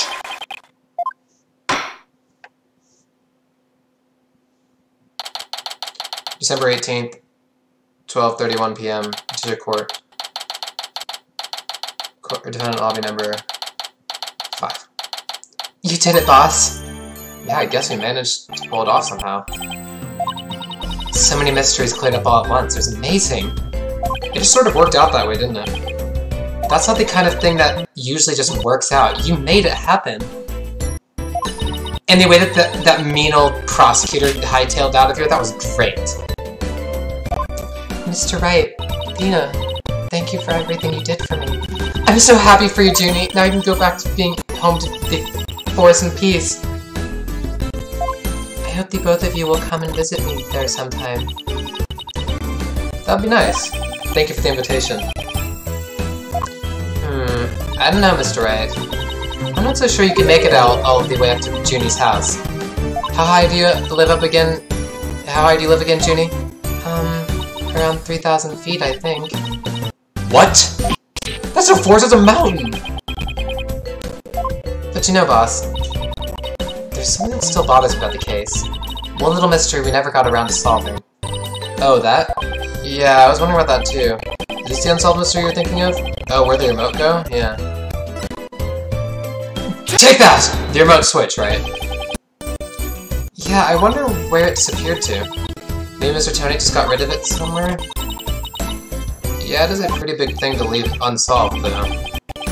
Well, let's leave it up to the police to find. For now, we should be celebrating for our not guilty verdict. I guess you're right. Hey, I know! Junie, shall we go report the good news? You know, to that certain someone. Okay. Huh? Her grandmother?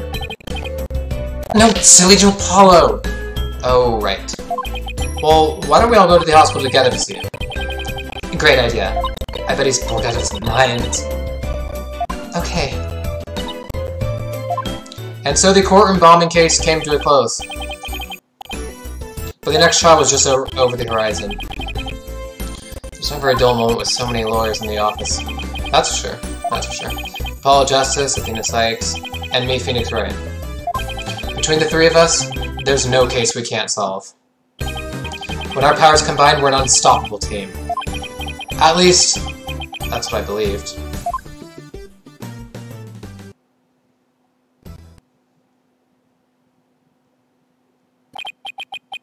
But all of that changed with what Apollo said to us that day. It was something that would put my faith in us to the ultimate test. Date unknown, time unknown. Write anything agency.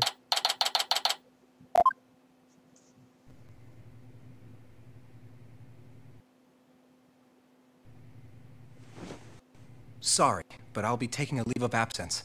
Wait, what do you mean by a leave? Can you at least give me a reason why? I can only say that this is something I must settle on my own.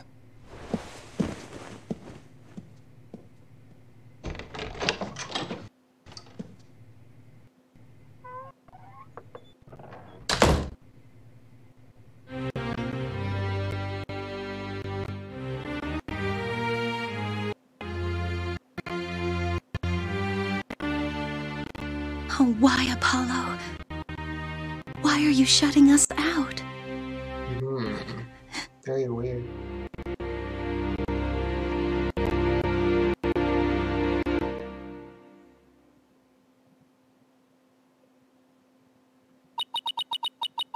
What happened? What happened to you, Apollo? Ever since you put that jacket on, you've changed.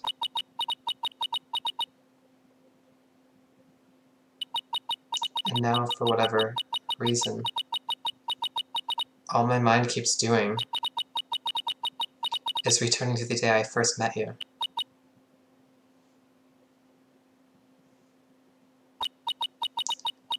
We had tackled our first case together, he and I, this past spring. And as we did, I came to know who he is and how he thinks. It was a very peculiar case, one in which the victim was killed by a mythical creature.